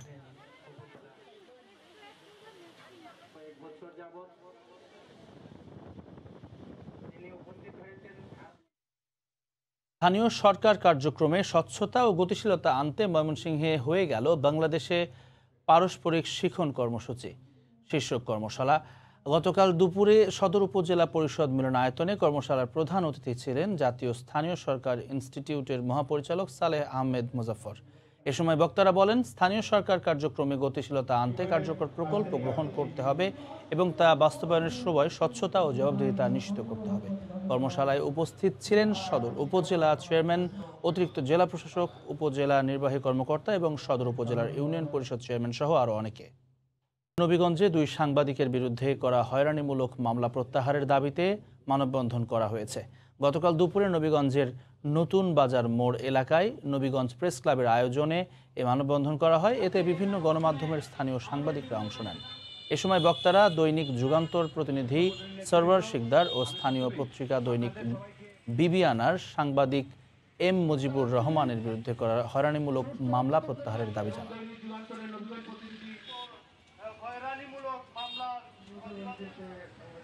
2 মাস বন্ধ থাকার পর হিলি স্থলবন্দর দিয়ে আবারও কাঁচা মরিচ আমদানি শুরু হয়েছে। গতকাল বিকেলে ভারত থেকে কাঁচা মরিচ বোঝায় 3টি ট্রাক বন্দরে প্রবেশের মধ্য দিয়ে এই কার্যক্রম শুরু হয়। হিলি কাস্টমসের তথ্য মতে প্রথম দিন ভারত থেকে 18 মেট্রিক টন কাঁচা মরিচ আমদানি হয়েছে। ব্যবসায়ীরা জানান, দেশে কাঁচা মরিচের আবাদ নষ্ট হয়ে যাওয়ায় বাজারে সরবরাহ কমে যায়, ফলে দামও বৃদ্ধি পায়। কাঁচা মরিচের দাম স্বাভাবিক রাখতে ভারত থেকে কাঁচা মরিচ আমদানি করা হচ্ছে। আমদানি বাড়লে দাম কমবে বলেও জানান তারা।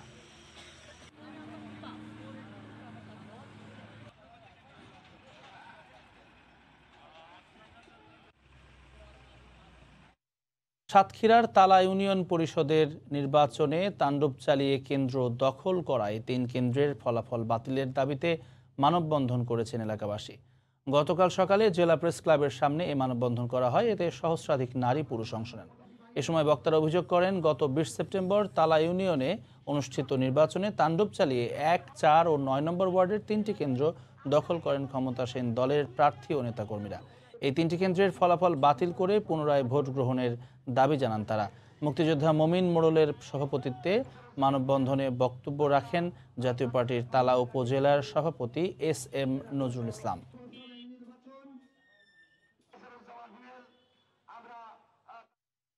জামালপুরে কৃষি জমি রক্ষার দাবিতে মানববন্ধন করেছেন এলাকাবাসী। গতকাল দুপুরে সদর উপজেলার কোচনধরা এলাকায় মানববন্ধন করা হয়। এ সময় বক্তারা ঠিকাদারি প্রতিষ্ঠানের বিরুদ্ধে পুরাতন ব্রহ্মপুত্র নদ খনন প্রকল্পের আওতায় উত্তোলিত বালু ফেলে জমি ভরাটের অভিযোগ করেন। পরে তারা উত্তোলিত বালু কৃষি জমিতে না ফেলে দূরে কোথাও ফেলতে সংশ্লিষ্টদের প্রতি আহ্বান জানান।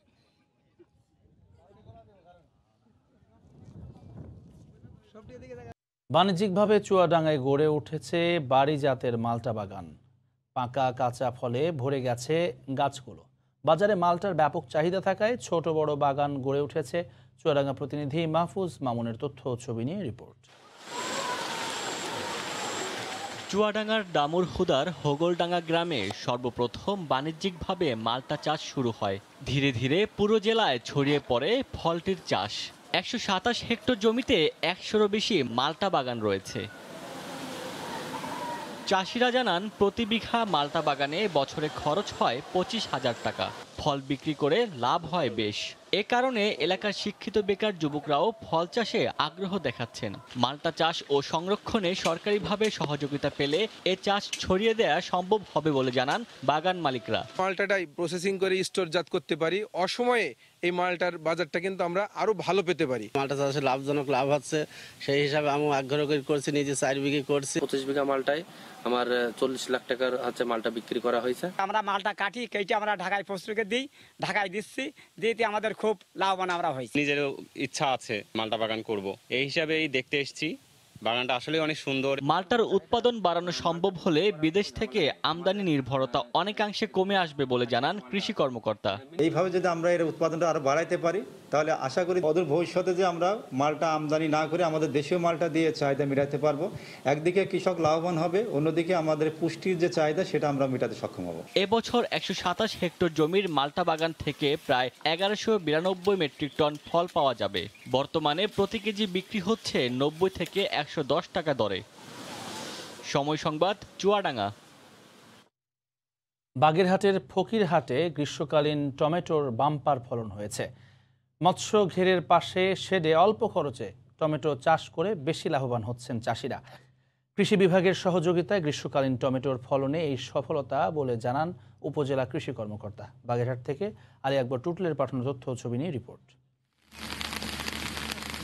মৎস্য ঘেরের পাশে পলিথিনের ছাউনি দিয়ে শেড বানিয়ে প্রথমবারের মতো উন্নত জাতের গ্রীষ্মকালীন টমেটো চাষ করে ভালো ফলন পেয়েছেন চাষিরা। স্বল্প খরচে মাত্র 2 মাসের মধ্যে আশানুরূপ ফলন পেয়ে উচ্ছ্বসিত চাষিরা। এবার প্রতি হেক্টর জমিতে 30 থেকে 35 মেট্রিক টন টমেটো উৎপাদন হয়েছে। প্রতি কেজি 70 থেকে 80 টাকা দরে টমেটো বিক্রি করতে পেরে খুশি চাষিরা। উপরে পলিথিন দিয়ে এই যে টমেটো চাষ করতেছি, আমরা অনেক লাভবান হচ্ছি। 25% জমিতে গ্রীষ্মকালীন টমেটো আবাদ করে প্রায় 4000 কেজি টমেটো উৎপাদন করি। 15 শতক জমিতে আমি অন্তত 1.5-2 লাখ টাকা সর্বোচ্চ আশা করি। সেখানে যদি কম হয় তা লাখের উপরে যাবে এবং আমার ধরেন 30,000 টাকার মতন খরচ আছে। টমেটো চাষে প্রসারে চাষিদের মাঠ পর্যায়ে পরামর্শ দেওয়া হচ্ছে বলে জানান জেলার কৃষি কর্মকর্তা। সার্বক্ষণিক তদারকির মাধ্যমে আমরা চেষ্টা করছি যে কৃষকরা যাতে প্রথম পর্যায়ে যাতে যদি লাভবান হয় তাহলে আমাদের এটা আরো দ্রুত এক্সটেনশন হবে, যার কারণে আমরা নিবিড় তত্ত্বাবধানে রাখছি। এবারই প্রথম ফকিরহাট উপজেলায় 150 হেক্টর জমিতে গ্রীষ্মকালীন টমেটো চাষ হয়েছে, আর উৎপাদন লক্ষ্যমাত্রা ধরা হয়েছে 5250 মেট্রিক টন। শিক্ষার্থীকে ধর্ষণের অভিযোগে গ্রেফতার প্রধান শিক্ষককে কারাগারে পাঠানো হয়েছে।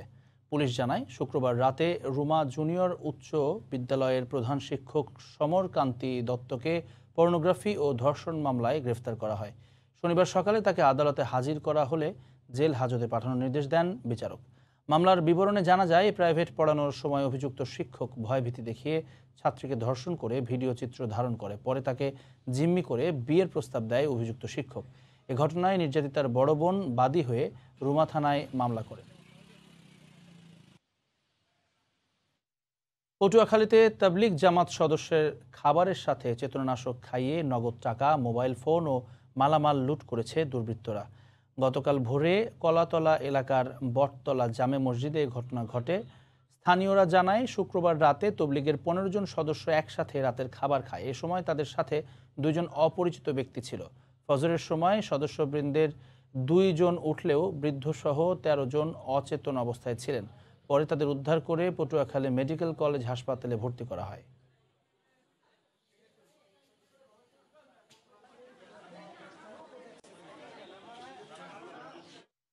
সুনামগঞ্জের ছাতকে ফেসবুক লাইভে আসামি জিজ্ঞাসাবাদের ঘটনায় তদন্ত শুরু হয়েছে। সুনামগঞ্জের পুলিশ সুপার মিজানুর রহমান জানান, তদন্তের পর আইনি ব্যবস্থা নেওয়া হবে। 23 সেপ্টেম্বর ছাতকে ব্যবসায়ী হত্যা মামলার আসামিকে জিজ্ঞাসাবাদের দৃশ্য ফেসবুকে লাইভ করে ছাতক টু সুনামগঞ্জ নামের একটি অনলাইন পোর্টাল।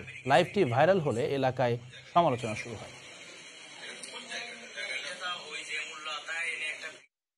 ওই আসামি 164 করছে এবং আসামি বলছে কি যে সে মার্ডার করছে। আসামিকে পুলিশ মারে নাই, ধরে নাই, জিজ্ঞাসাবাদ করছে। ভুল করছে পুলিশ যে সেটা সে লাইভে করছে। পুলিশ করুক, সাংবাদিক করুক, XYZ তদন্ত করলে বের হয়ে।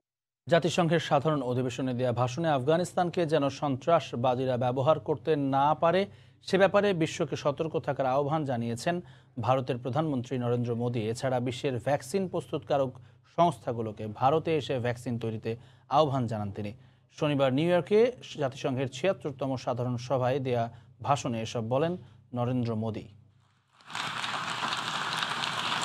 স্থানীয় সময় শনিবার যুক্তরাষ্ট্রের নিউ ইয়র্কে জাতিসংঘের ৭৬তম সাধারণ সভায় ভাষণ দেন ভারতের প্রধানমন্ত্রী নরেন্দ্র মোদী। এ সময় মোদী বলেন, ভারত ইতোমধ্যে বিভিন্ন দেশকে করোনার ভ্যাকসিন দেওয়া শুরু করেছে। পাশাপাশি বিশ্বের ভ্যাকসিন প্রস্তুতকারক সংস্থাগুলোকে ভারতে এসে ভ্যাকসিন তৈরির আহ্বান জানান মোদী। अपने दायित्व को समझते हुए भारत ने एक बार फिर दुनिया के जरूरतमंदों को वैक्सीन देनी शुरू कर दी है। दुनिया भर के वैक्सीन मैन्युफैक्चरर्स को भी आमंत्रित करता हूं, कम make vaccine in India.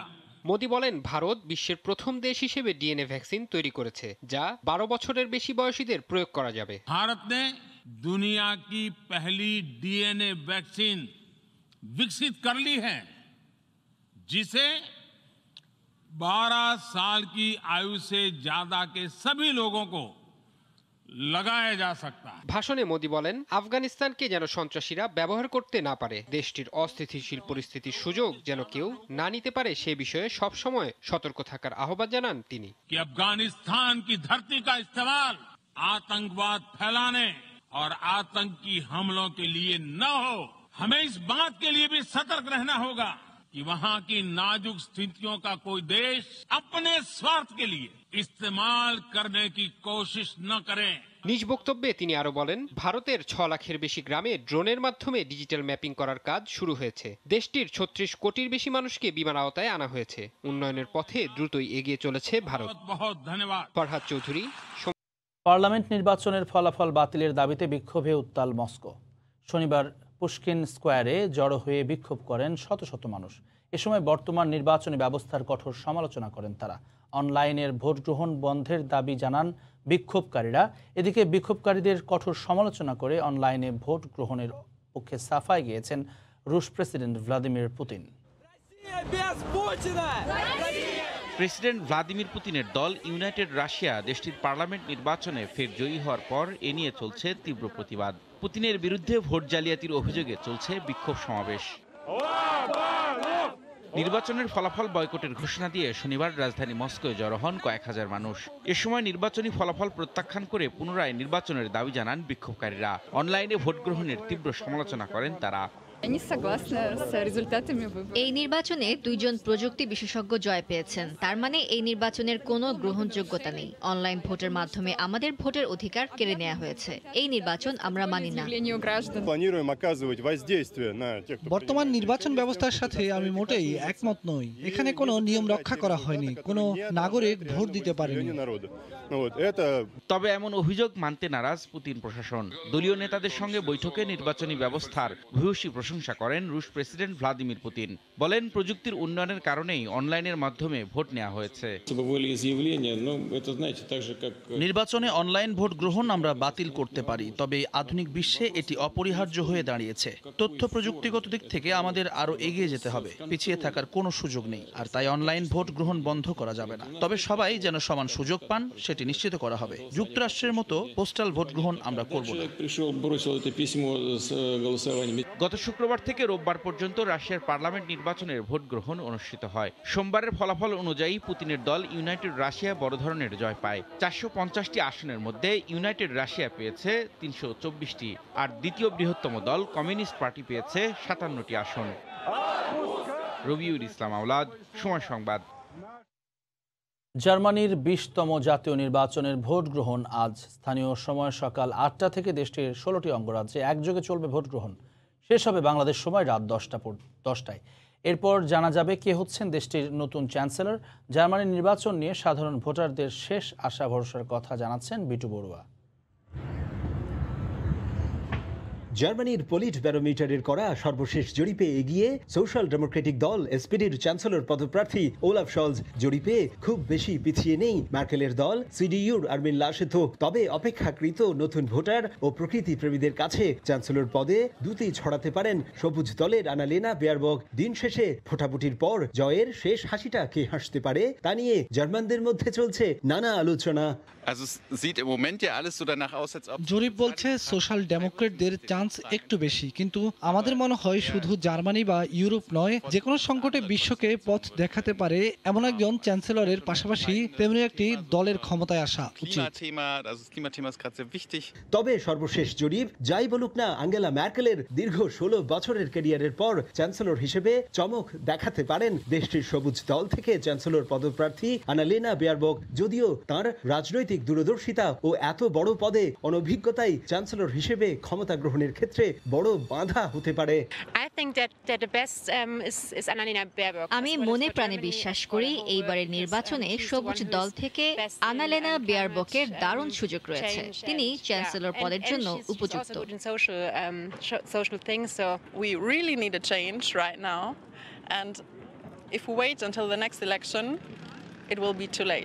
And I think the other parties don't have the power and the progress that we need to keep this planet as it is right now. তবে সাধারণ ভোটাররা তাদের পছন্দের প্রার্থীদের নিয়ে আসার কথা শোনালেও দিন শেষে রাজনৈতিক দলগুলোর সংখ্যাগরিষ্ঠতা পাওয়া নিয়ে ধোঁয়াশা এখনো কাটেনি। একই সাথে অভিজ্ঞ মার্কেলের পর চ্যান্সেলর পদে শেষ হাসিটা কে হাসবেন তা জানতে অপেক্ষায় যে আপাতত শেষ ভরসা। চ্যান্সেলর পদে দীর্ঘ 16 বছরের বর্ণাঢ্য ক্যারিয়ার শেষ হচ্ছে আঙ্গেলা ম্যার্কেলের। এরপর ভোটাভুটি শেষে জানা যাবে কে হতে পারেন নতুন চ্যান্সেলর। তবে দীর্ঘ 16 বছরের ক্যারিয়ারে জার্মানিকে আঙ্গেলা ম্যার্কেল যে উচ্চতায় রেখে যাচ্ছেন, জার্মানির সেই গৌরব নতুন চ্যান্সেলর পদে যিনি নির্বাচিত হবেন তিনি কতটুকু ধরে রাখতে পারবেন, সেটি এখন রাষ্ট্রবিজ্ঞানীদের সবচেয়ে বড় প্রশ্ন। জার্মানি থেকে বিটু বড়ুয়া, সময় সংবাদ। ভারতের অন্ধ্রপ্রদেশের উত্তরাঞ্চল এবং উড়িষ্যার দক্ষিণ উপকূলের দিকে ধেয়ে আসছে ঘূর্ণিঝড় গুলাব। রোববার রাতে এটি আঘাত হানতে পারে বলে জানিয়েছে ভারতের আবহাওয়া বিভাগ। ঘূর্ণিঝড়ের আশঙ্কায় এরই মধ্যে ভারতের পশ্চিমবঙ্গের দীঘা উপকূল পর্যটক শূন্য করার নির্দেশ দিয়েছে কর্তৃপক্ষ। বঙ্গোপসাগরে সৃষ্ট একটি গভীর নিম্নচাপ ঘূর্ণিঝড়ে পরিণত হয়েছে, যার নাম দেওয়া হয়েছে গুলাব। ভারতের আবহাওয়া বিভাগ বলছে রোববার রাতে অথবা সোমবার অন্ধ্রপ্রদেশের উত্তরাঞ্চল এবং উড়িষ্যার দক্ষিণ উপকূলে আঘাত আনতে পারে এটি। তবে এটি হবে একটি স্বল্প শক্তির ঘূর্ণিঝড়, যার গতিবেগ হবে ঘন্টায় 60 থেকে 70 কিলোমিটার পর্যন্ত। ঘূর্ণিঝড়ের আশঙ্কায় এরই মধ্যে ওইসব অঞ্চলের সতর্কতা জারি করেছে স্থানীয় কর্তৃপক্ষ। ইতোমধ্যেই সমুদ্র থেকে ফিরে এসেছে মাছ ধরা ট্রলার। বুধবার পর্যন্ত মাছ ধরার নৌকাগুলোকে সমুদ্রে যেতে নিষেধ করা হয়েছে। বিভিন্ন জায়গায় প্রস্তুত রাখা হয়েছে উদ্ধারকারী দল। উপকূলের বাসিন্দাদের সরিয়ে নেওয়া হচ্ছে আশ্রয় কেন্দ্রে। ঘূর্ণিঝড় মোকাবেলায় পশ্চিমবঙ্গের দীঘা উপকূলে করা হচ্ছে মাইকিং, খোলা হয়েছে কন্ট্রোল রুম। ভারতের আবহাওয়া বিভাগ বলছে পশ্চিমবঙ্গে ঘূর্ণিঝড়ের সরাসরি প্রভাব না পড়লেও ভারী বৃষ্টিপাত দেখা দিতে পারে। জোয়ারের পানিতে ডুবে যেতে পারে নিম্নাঞ্চল। রবিউল ইসলাম আওলাদ, সময় সংবাদ। গ্যারেজে পড়ে থাকা ট্যাক্সির ছাদে সবজি বাগানের মতো অভিনব উদ্যোগ নিয়েছে থাইল্যান্ডের এক বেসরকারি প্রতিষ্ঠান। করোনায় লকডাউনে অব্যবহৃত 3 শতাধিক ট্যাক্সিকে এভাবে কাজে লাগিয়ে কর্মীদের সহায়তা করেছে তারা।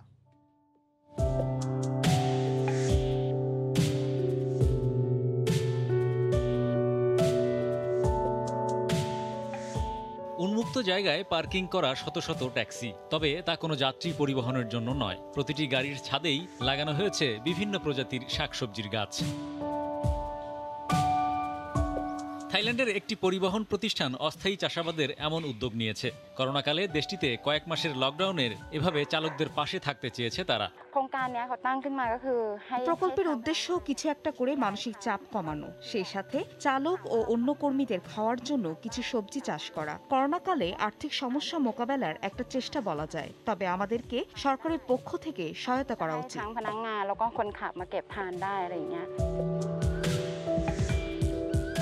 করোনায় লকডাউনের কারণে গত বছর অর্থনীতি স্থবির হয়ে পড়লে থাইল্যান্ডে রাস্তায় কমতে থাকে ট্যাক্সির চাহিদা। জীবন চলার মতো আয় করতে না পেরে অনেক চালকই তখন রাজধানী ছেড়ে তাদের নিজেদের এলাকায় ফিরেছেন। বেশিরভাগ চালকই তাদের জন্মস্থানে ফিরেছে, সেখানে তারা ব্যাঙ মাছের খামার করেছে। এখন 2000-এর বেশি ট্যাক্সির জন্য কোথায় গিয়ে চালক খুঁজবো তাও আমি জানি না। থাইল্যান্ডে 15 লাখ মানুষ করোনা আক্রান্ত হয়েছে, যার মধ্যে 15,600 জন মারা গেছে। এর 99% ঘটেছে চলতি বছরের এপ্রিল থেকে। এখন পর্যন্ত 21% থাই নাগরিক করোনা ভ্যাকসিন নিয়েছেন। হরিপদ সাহা, সময় সংবাদ। উন্নত জীবনযাপন আর ভালো উপার্জনের জন্য সুপরিচিত সুইডেনে নতুন ব্যবসায়ীদের জন্য রয়েছে নানা সুযোগ সুবিধা। বিজনেস ভিসায় থাকা যে কেউ সঠিকভাবে ব্যবসা পরিচালনা করে মাত্র 2 বছরে স্থায়ীভাবে বসবাসের সুযোগ নিতে পারবেন দেশটিতে। সুইডেন থেকে শফিউল আলমের রিপোর্ট। প্রতি বছর বাংলাদেশ সহ বিশ্বের বিভিন্ন দেশ থেকে স্টুডেন্ট ও ওয়ার্ক ভিসা সহ নানা ক্যাটাগরিতে বিপুল সংখ্যক অভিবাসী পাড়ি দেন সুইডেনে। দেশটিতে পড়াশোনা আর চাকরির পাশাপাশি নির্দিষ্ট কিছু শর্ত পূরণ করে নিজ ব্যবসা পরিচালনা করতে পারেন যে কেউ। সুইডেনের ভেতরে যারা স্টুডেন্ট ভিসায় আছেন তাদের জন্য এক ধরনের আইন, যারা স্টুডেন্টের স্পাউস হিসেবে আছেন তাদের জন্য আরেক ধরনের আইন, যারা ইউরোপিয়ান ইউনিয়ন থেকে পার্মানেন্ট ডকুমেন্ট নিয়ে এসছেন তাদের আরেকটা আইন, অথবা যারা ইউরোপের অন্য দেশ থেকে পাসপোর্ট নিয়ে আসছেন তাদের জন্য আরেকটা আইন। এই সবগুলো আইন আপনি মাইগ্রেশন মার্কেটের ওয়েবসাইটে খুব সুন্দর সাবলীলভাবে বুঝতে পারবেন, সব দেয়া আছে। দেশটিতে বিজনেস ভিসা আবেদন করার ক্ষেত্রে বাংলাদেশি মুদ্রায় প্রায় 20 লাখ টাকা ব্যাংকে রাখা ছাড়াও রয়েছে বেশ কিছু শর্ত। সব শর্ত পূরণ করা গেলে প্রথমে 2 বছরের ভিসা পাবেন ব্যবসায়ীরা, আর এই 2 বছর সঠিক নিয়মে ব্যবসা পরিচালনা করা গেলে মিলবে স্থায়ী বসবাসের অনুমতিও। সুইডেনে বিজনেস ভিসার সবচেয়ে সুবিধাজনক জায়গাটি হলো আপনি যদি বিজনেস ভিসা পেয়ে যান তবে 2 বছর পরে আপনি সুইডিশ সিটিজেনশিপ, দ্যাট মিন্স আপনি পার্মানেন্ট অ্যাপ্লাই করে সিটিজেনশিপ নিতে পারবেন। আগামী 1 অক্টোবর থেকে সুইডেন সরকার দেশটির নাগরিকদের অপ্রয়োজনীয় ভ্রমণ না করার সুপারিশ তুলে নিয়েছে। সুইডেনে বিজনেস ভিসায় আবেদন গ্রহণ করার ক্ষেত্রে সুইডেন কেন্দ্রিক ব্যবসাকে গুরুত্ব দেওয়া হয়। দেশটিতে ব্যবসা পরিচালনা করার জন্য দরকার অভিজ্ঞতা আর সঠিক পরিকল্পনা, বলছেন সংশ্লিষ্টরা। শফিউল আলম, সময় সংবাদ, সুইডেন। সৌদি ব্যবসায়ীদের বাংলাদেশে বিনিয়োগের আহ্বান জানিয়েছেন প্রধানমন্ত্রীর বেসরকারি শিল্প ও বিনিয়োগ বিষয়ক উপদেষ্টা সালমান এফ রহমান। স্থানীয় সময় শুক্রবার রাতে রিয়াদের ম্যারিয়ট হোটেলে বাংলাদেশ দূতাবাস কর্তৃক আয়োজিত সৌদি বাংলাদেশ বাণিজ্যিক ও বিনিয়োগ বিষয়ক আলোচনা সভায় এই আহ্বান জানান তিনি। সভায় সৌদি আরবের বিভিন্ন ব্যবসায়ী, চেম্বার প্রতিনিধি, বিনিয়োগকারী ও স্থানীয় বাংলাদেশি ব্যবসায়ীরা যোগ দেন। এছাড়াও উপস্থিত ছিলেন সৌদি আরবে নিযুক্ত বাংলাদেশের রাষ্ট্রদূত ডক্টর মোহাম্মদ জাবেদ পাটোয়ারি সহ অনেকে। বিসিবি নির্বাচনের জন্য মনোনয়নপত্র নিয়েছেন আরও 24 জন। এ নিয়ে 23 পরিচালক পদের বিপরীতে মনোনয়নপত্র নিলেন 32 জন। তবে প্রতিদ্বন্দ্বী না থাকায় সরাসরি পরিচালক নির্বাচিত হয়েছে চট্টগ্রাম, খুলনা, রংপুর ও বরিশালে। নির্বাচন হবে ঢাকা ও রাজশাহীতে। শনিবার মিরপুরে সময়ের সঙ্গে পাল্লা দিয়ে বেড়েছে বৃষ্টির তীব্রতা, তবুও স্টেডিয়াম পাড়ায় নিরুত্তাপ নির্বাচনে উত্তাপ ছড়িয়েছেন পরিচালকরা। ক্যাটাগরি 1 বা আঞ্চলিক জেলা ক্রীড়া সংস্থার জন্য নির্ধারিত 10 পরিচালক পদের মধ্যে 7 জনই ইতোমধ্যে বিনা প্রতিদ্বন্দ্বিতায় হয়েছে নির্বাচিত। চট্টগ্রামের 2 কোটায় আকরাম খান আর আজম নাছির, সিলেটের শফিউল আলম নাদেল, খুলনায় শেখ সোহেল ও কাজী ইনাম, রংপুরে আনোয়ারুল ইসলাম এবং বরিশালে নির্বাচিত হয়েছেন আলমগীর আলো। তবে নির্বাচন হচ্ছে ঢাকা বিভাগে। 2 পদের বিপরীতে লড়বেন নাইমুর রহমান দুর্জয়, তানভীর টিটু, আশফাকুল টিটু ও খালেদ হোসেন। আর রাজশাহী থেকে পরিচালক হতে খালেদ মাসুদ পাইলট চ্যালেঞ্জ জানাবেন সাইফুল আলম স্বপনকে। ক্যাটাগরি 2-এ 12 পদের বিপরীতে লড়বেন 17 জন, যেখানে নাজমুল হাসান পাপন ছাড়াও আছেন মাহবুব আনাম, মাসুদুজ্জামান, এনায়েত হোসেন, মঞ্জুর কাদের ও শওকত আজিজ রাসেল। প্রথমবারের মতো মনোনয়নপত্র তুলেছেন সাবেক পরিচালক ও প্রয়াত আফজালুর রহমান সিনহার ছেলে ফাহিম সিনহা। আর গেলবার বিনা প্রতিদ্বন্দ্বিতায় নির্বাচিত হলেও ক্যাটাগরি 3-এ এবার খালেদ মাহমুদ সুজনকে লড়তে হবে নাজমুল আবেদিন ফাহিমের বিপক্ষে। আজকে এখানে এসে আমি বেশ কিছু নতুন মুখ দেখেছি এবং এটা দেখে আমি অত্যন্ত খুশি। এটাই আমি চাচ্ছি যে নির্বাচন হোক এবং নতুন নতুন মানুষ আসুক, এটাই আমি চাই। কাউন্সিলে দিয়ে তুলেছি ইলেকশন করার জন্য, এখন ইলেকশন হলে ইলেকশন করব। আর যদি ক্লাবের সবাই মনে করে যে রাইট ক্যান্ডিডেট, তাহলে নিশ্চয়ই ক্রিকেট বোর্ডে আসতে পারবো। একদিন বিরতির পর সোমবার মনোনয়নপত্র দাখিলের দিন। 6 অক্টোবর হবে ক্রিকেট বোর্ডের বহু কাঙ্ক্ষিত নির্বাচন। মাহবুব লিমন, সময় সংবাদ, ঢাকা। এক নাজমুল আবেদিন ফাহিমি জমিয়ে তুললেন বিসিবির নির্বাচন। ক্যাটাগরি 3-এ বোর্ডের প্রভাবশালী পরিচালক খালেদ মাহমুদ সুজনের বিপক্ষে লড়বেন তিনি। বলছেন দেশের ক্রিকেটকে তার দেয়ার এখনও অনেক কিছুই বাকি। নির্বাচিত হতে পারলে গুরুত্ব দেবেন তৃণমূলে, প্রতিপক্ষের প্রতি আছে শ্রদ্ধাও। অন্যদিকে নাজমুল আবেদিনের চ্যালেঞ্জকে ইতিবাচক হিসেবেই দেখছেন সুজন। হঠাৎ করেই উল্টে গেল পাশার দান। শেষ দিনের গুঞ্জনকে সত্যি করেই হোম অব ক্রিকেটে দেশের রথী মহারথীদের ক্রিকেট গুরু নাজমুল আবেদিন ফাহিম বিসিবির পরিচালক পদে করবেন নির্বাচন। এমন ঘটনা এনে দিল বাড়তি আকর্ষণ। অথচ ক্যাটাগরি 3-এ সবাই ধরেই নিয়েছিল আরও একবার বিনা প্রতিদ্বন্দ্বিতায় বাজিমাত করবেন সুজন। গেল মেয়াদে অনূর্ধ্ব-19 বিশ্বকাপ জয়সহ সুজনের সফলতা যে কম নয়, তবুও কেন তারই বিপক্ষে নির্বাচনের সিদ্ধান্ত ফাহিমের? এটা তো আসলে top it's a good thing যে আমরা যারা পার্টিসিপেট করছি তারা সবাই যোগ্য। সো আমার মনে হয় যে চমৎকার একটা পরিবেশের মধ্যেই ইলেকশনটা হবে। তার জন্য আমার শুভকামনা থাকলো অবশ্যই, এবং দের ইজ নো ডাউট যে তার কন্ট্রিবিউশন গত অনেকগুলো বছরে সে অনেক কাজ করছে। দেশের ক্রিকেটকে দুহাত ধরে দিয়েছেন এই কোচ। বড় দায়িত্বে সেই অভিজ্ঞতাকে আরও লাগাতে চান কাজে। আমার মনে হয় এতদিন কাজ করার পর আমার বোধহয় একটা ভালো ধারণা আছে যে বাংলাদেশের ক্রিকেটের জন্য কি করা দরকার। গ্রাসরুট লেভেলে, মিডল লেভেলে কাজ করার চেষ্টা করেছি, কিছু কন্ট্রিবিউট করার চেষ্টা করেছি। কিন্তু এখন আমার উপলব্ধি হচ্ছে যে আমার মনে হয় আমার বা আমাদের মতো যারা দীর্ঘদিন ধরে কাজ করছে তাদের বোধহয় পলিসি লেভেলেও থাকা উচিত। সত্যিকার যে পরিবর্তনগুলো দরকার সেগুলো আমরা আনার চেষ্টা করতে পারবো। অন্যদিকে নাজমুল আবেদিন ফাহিমের চ্যালেঞ্জ নিতে প্রস্তুত খালেদ মাহমুদ সুজনও। প্রত্যাশা করছেন সুষ্ঠু পরিবেশের। ডেফিনেটলি ফাহিম ভাই আমার কোচ, অনেক সিনিয়র, আমার ডেফিনেটলি ওনার আন্ডারে কাজ করেছি ডেভেলপমেন্টে, উনি আমার আন্ডারে ছিলেন, কাজ করেছেন। তো আমার তো চ্যালেঞ্জ আমি অলওয়েজ পছন্দ করি। তো আমার জন্য ভালো যে ইলেকশন হবে, এটা আমি খুশি। ফাহিম ভাইয়ের সঙ্গে কথা হয়েছে, দেখা হয়েছে, তো আই এম হ্যাপি যে ইলেকশন হবে। ক্যাটাগরি 3-এ 43 জন ভোটার তাদের ভোটাধিকার প্রয়োগ করবেন। মাকসুম আলম খান, সময় সংবাদ, ঢাকা। অভ্যস্ত হচ্ছে জাতীয় ফুটবল দল। নিজেদের মধ্যে বল পজিশনিং বাড়িয়ে কিভাবে প্রতিপক্ষকে চাপে ফেলা যায় সে কৌশলে তৃতীয় দিনের অনুশীলন শেষ করেছে জামাল তোপুরা। নতুন টেকনিকে ইতিবাচক ফল পাওয়া যাবে বলে মনে করছেন ফুটবলাররা। পেশাদার হওয়ায় এই কৌশলে মানিয়ে নিতে খুব একটা সমস্যা হবে না বলে মনে করছে টিম ম্যানেজমেন্ট। এই অনুশীলনটা জাতীয় দলের জন্য নতুনই। কিভাবে নিজেদের মধ্যে অনায়াসে 5-7টি পাস খেলে নেওয়া যায় হয়েছে তারই প্রস্তুতি। বিষয়টা টিকি টাকায় অভ্যস্ত হওয়ার মতো। পাসিং অ্যাকুরেসি ঠিক রেখে গতির সঙ্গে খাপ খাইয়ে নেওয়ারও দীক্ষা চলেছে এদিন। ব্রুজনের কৌশলে মানিয়ে নেওয়ার চ্যালেঞ্জ নিতেই হচ্ছে ফুটবলারদের। অনুশীলনে তা কতটা রপ্ত করা গেল গেম ট্রেনিংয়ে তারই পরীক্ষা দিয়েছেন জামাল তোপুরা। ফুটবলারদের দাবি বিষয়গুলোর ইতিবাচক ফল পাওয়া যাবে সাফ চ্যাম্পিয়নশিপে। কে কোন পজিশনে কমফোর্টেবল ফিল করে বা কার কোন পজিশন খেলাইলে ভালো হবে, এই সমস্ত জিনিস নিয়ে আজকে কাজ করা হয়েছে। খুব একটা অসুবিধা হচ্ছে না। তো কোচের যে সেটা যদি আমরা মাঠে সঠিকভাবে করতে পারি, পজিটিভ কিছু হবে ইনশাআল্লাহ। আগে যেটা খেলতো একটা দুটো পেরেই লম্বা মারতো কি পেতো না, বল হচ্ছে কি হচ্ছে না, এটা ছিল না। আমরা আমাদের পজিশনে রেখে এবং বল যে উইথ দ্য বল, যে ball football as a modern football, আমাদের পজিশনালি খেলতে চাই, সেটা আমরা চেষ্টা করছি ইনশাআল্লাহ। এদিনও অনুশীলনের খোঁজ নিয়েছেন কাজী সালাউদ্দিন, সঙ্গে ছিলেন ন্যাশনাল টিমস কমিটির চেয়ারম্যান। ফুটবলাররা পেশাদার হয় দ্রুতই কোচের কৌশলের সঙ্গে মানিয়ে নেবে বলে বিশ্বাস তার। খেলার টেকনিকে, কোচিং টেকনিকে কিছু পার্থক্য আছে এবং যেটা আমরা আশা করেছিলাম সেটাই সে করতেছে। যেখানে আমাদের কিছু উইকনেস ছিল সে ব্যাপারে সে কাজ করছে। প্লেয়াররা সবাই প্রফেশনাল প্লেয়ার, তাদেরকে যেভাবে বলা হবে তারা সেভাবে খেলতে পারবে। আমার মনে হয় না কোনো অসুবিধা হবে, তারা সকলে এই খেলার সাথে মানিয়ে নিতে পারবে। সাফের উদ্দেশ্যে দেশ ছাড়ার আগে আর মাত্র একদিন অনুশীলন করবে বাংলাদেশ। নির্দিষ্ট সময়ের মধ্যে সবকিছুতে মানিয়ে নেওয়ার চ্যালেঞ্জটা তাই থেকেই যাচ্ছে। এস এম ইকবাল, সময় সংবাদ, ঢাকা। প্রতিদিনই ঠাকুরগাঁও মর্নিং ক্লাবের ফুটবল খেলোয়াড়রা নিয়মিত অনুশীলন করছেন। অনুশীলনের খবর জানাতে শহরের জেলা স্কুল বড় মাঠে আছেন সহকর্মী জিয়াউর রহমান বকুল। সরাসরি চলে যাচ্ছি তার কাছে। বকুল।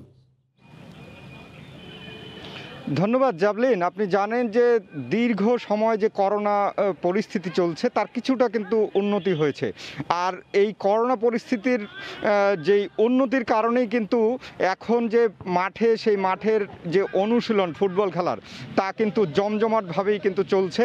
এখানকার যারা মর্নিং ক্লাবের যারা খেলোয়াড়রা আছে তারা কিন্তু নিয়মিত এখন এই খেলায় অংশ নিচ্ছেন এবং অনুশীলন করছেন। আমরা লক্ষ্য করেছি যে ভোর থেকে এই খেলোয়াড়রা তারা নিজেরা এই মাঠে এসে তারা অনুশীলন চালিয়ে যাচ্ছেন এবং নিজেদের মধ্যে যেই খেলা সেই খেলা কিন্তু নিয়মিত চালিয়ে যাচ্ছেন। আমরা কথা বলেছিলাম যে এখানকার যারা টিমের যে সাধারণ সম্পাদক রয়েছেন তিনি আমাদেরকে যে বিষয়টি জানিয়েছিলেন, তিনি বলেছেন যে করোনা দীর্ঘ সময়কালীন যেই স্থবির হয়ে পড়েছিল খেলাধুলা তা কিন্তু এখন নতুন করে আবার সচল হয়েছে। তো আমরা এই বিষয়ে এই ঠাকুরগাঁও মর্নিং ক্লাবের যেই সাধারণ সম্পাদক রয়েছেন তার সাথে একটু কথা বলার চেষ্টা করব যে আসলে এই খেলায় দীর্ঘ সময় আপনি বলেছিলেন যে বিরতি এবং উপস্থিতি কম ছিল, তো এখন আবার নতুন করে নতুন উদ্যমে খেলাধুলা চলছে। সেই ক্ষেত্রে আপনি কি বলবেন যে আসলে এইখানকার খেলোয়াড়রা এখন কি জেলা পর্যায়ের বিভিন্ন জায়গায় অংশ নিচ্ছে কিনা? জি অবশ্যই ধন্যবাদ। আমার সময় টিভিকে প্রথমেই এই করোনাকালীন সময়ে জানেন যে সবার মতো আমাদের খেলাধুলাও মাঝখানে কমে গিয়েছিল, আমাদের এখানকার প্লেয়াররা কমে গিয়েছিলেন, কিন্তু এখন করোনা যেহেতু পরিস্থিতি উন্নতি হয়েছে আমাদের এখানে বিভিন্ন জেলার বিভিন্ন জায়গায় খেলায় অংশগ্রহণ করা অনেক প্লেয়ারবৃন্দ আছেন যারা বিভিন্ন টুর্নামেন্টে বাংলাদেশের অংশগ্রহণ করছেন। করোনা পরিস্থিতি কমে যাওয়ার সঙ্গে সঙ্গে পরিস্থিতি উন্নতি হওয়ার সঙ্গে সঙ্গে আমাদের এখানে দেখেন যে প্লেয়ারও বাড়ছে এবং স্বাস্থ্য সচেতনতার জন্য খেলাধুলার কোনো বিকল্প নেই। তো আমরা সবাই এই খেলাধুলাটা কন্টিনিউ চালিয়ে যাচ্ছি, আমরা যেন এই সময়ও আমাদের ইমিউনি সিস্টেমকে ভালো রাখতে পারি, ইনহ্যান্স করতে পারি এবং করোনাকে মোকাবেলা করতে পারি। সবার প্রতি আমার অনুরোধ যে আপনারা সবাই খেলাধুলা এবং ফিজিক্যাল অ্যাক্টিভিটির প্রতি আগ্রহী হন, আপনারা সবাই সুস্থ থাকবেন এবং ভালো থাকবেন। আমরা আরেকটি বিষয় জানতে চাইবো, সেটি হচ্ছে যে এখানকার যে জেলা ক্রীড়া সংস্থা আছে তারা কি আপনাদেরকে কোনো সহযোগিতা করছে কিনা? অবশ্যই, তারা জেলা ক্রীড়া সংস্থার পক্ষ থেকে আমরা এখানে নিয়মিত ফুটবল পাই। আমাদের মাঠ এই যে যখন ঘাস বেড়ে গিয়েছিল তারা নিজেরা এসে ঘাসটা কেটে দেওয়ার ব্যবস্থা করছে এবং প্রতিনিয়ত আমাদের সাথে তাদের যোগাযোগ আছে এবং তারা আমাদেরকে সহযোগিতা করে এবং মর্নিং টিম আমরা নিজেদের উদ্যোগে সব কাজ করি। এখানে কোনো নেতা নেই, আমরা সবাই এক দলের এবং সবাই আমরা নিজেদেরকে সহযোগিতা করে খেলাধুলাটা কন্টিনিউ করতেছি। ধন্যবাদ আপনাকে জাভলিন। আপনি শুনছিলেন যে খেলাধুলার কোনো বিকল্প নেই, কারণ স্বাস্থ্য সচেতনতা যদি স্বাস্থ্যকে ঠিক রাখতে হয় তাহলে কিন্তু সত্যিকার অর্থে খেলাধুলায় অংশ নিতে হবে এবং নিয়মিত ব্যায়াম করতে হবে। তো আমরা কিন্তু তেমনটাই শুনছিলাম যে মর্নিং ক্লাবের যে সাধারণ সম্পাদক রয়েছে ঠাকুরগাঁর তার কাছ থেকেই আমরা শুনছিলাম। তো এই ছিল আমার কাছে ঠাকুরগাঁয়ের বড় মাঠ থেকে খেলাধুলার খবর নিয়ে সবশেষ। জাভলিন, ভোরের সময় শীর্ষ সংবাদ জানিয়ে দিচ্ছি আরেকবার। দেশের টাকা দেশে রাখতেই বাংলাদেশ বিমানের ফ্লাইটে নিউ ইয়র্কে এসেছি, সমালোচনার কড়া জবাব প্রধানমন্ত্রীর। বিএনপি জামায়াতের টাকায় অপপ্রচার চালাচ্ছে একটি মহল।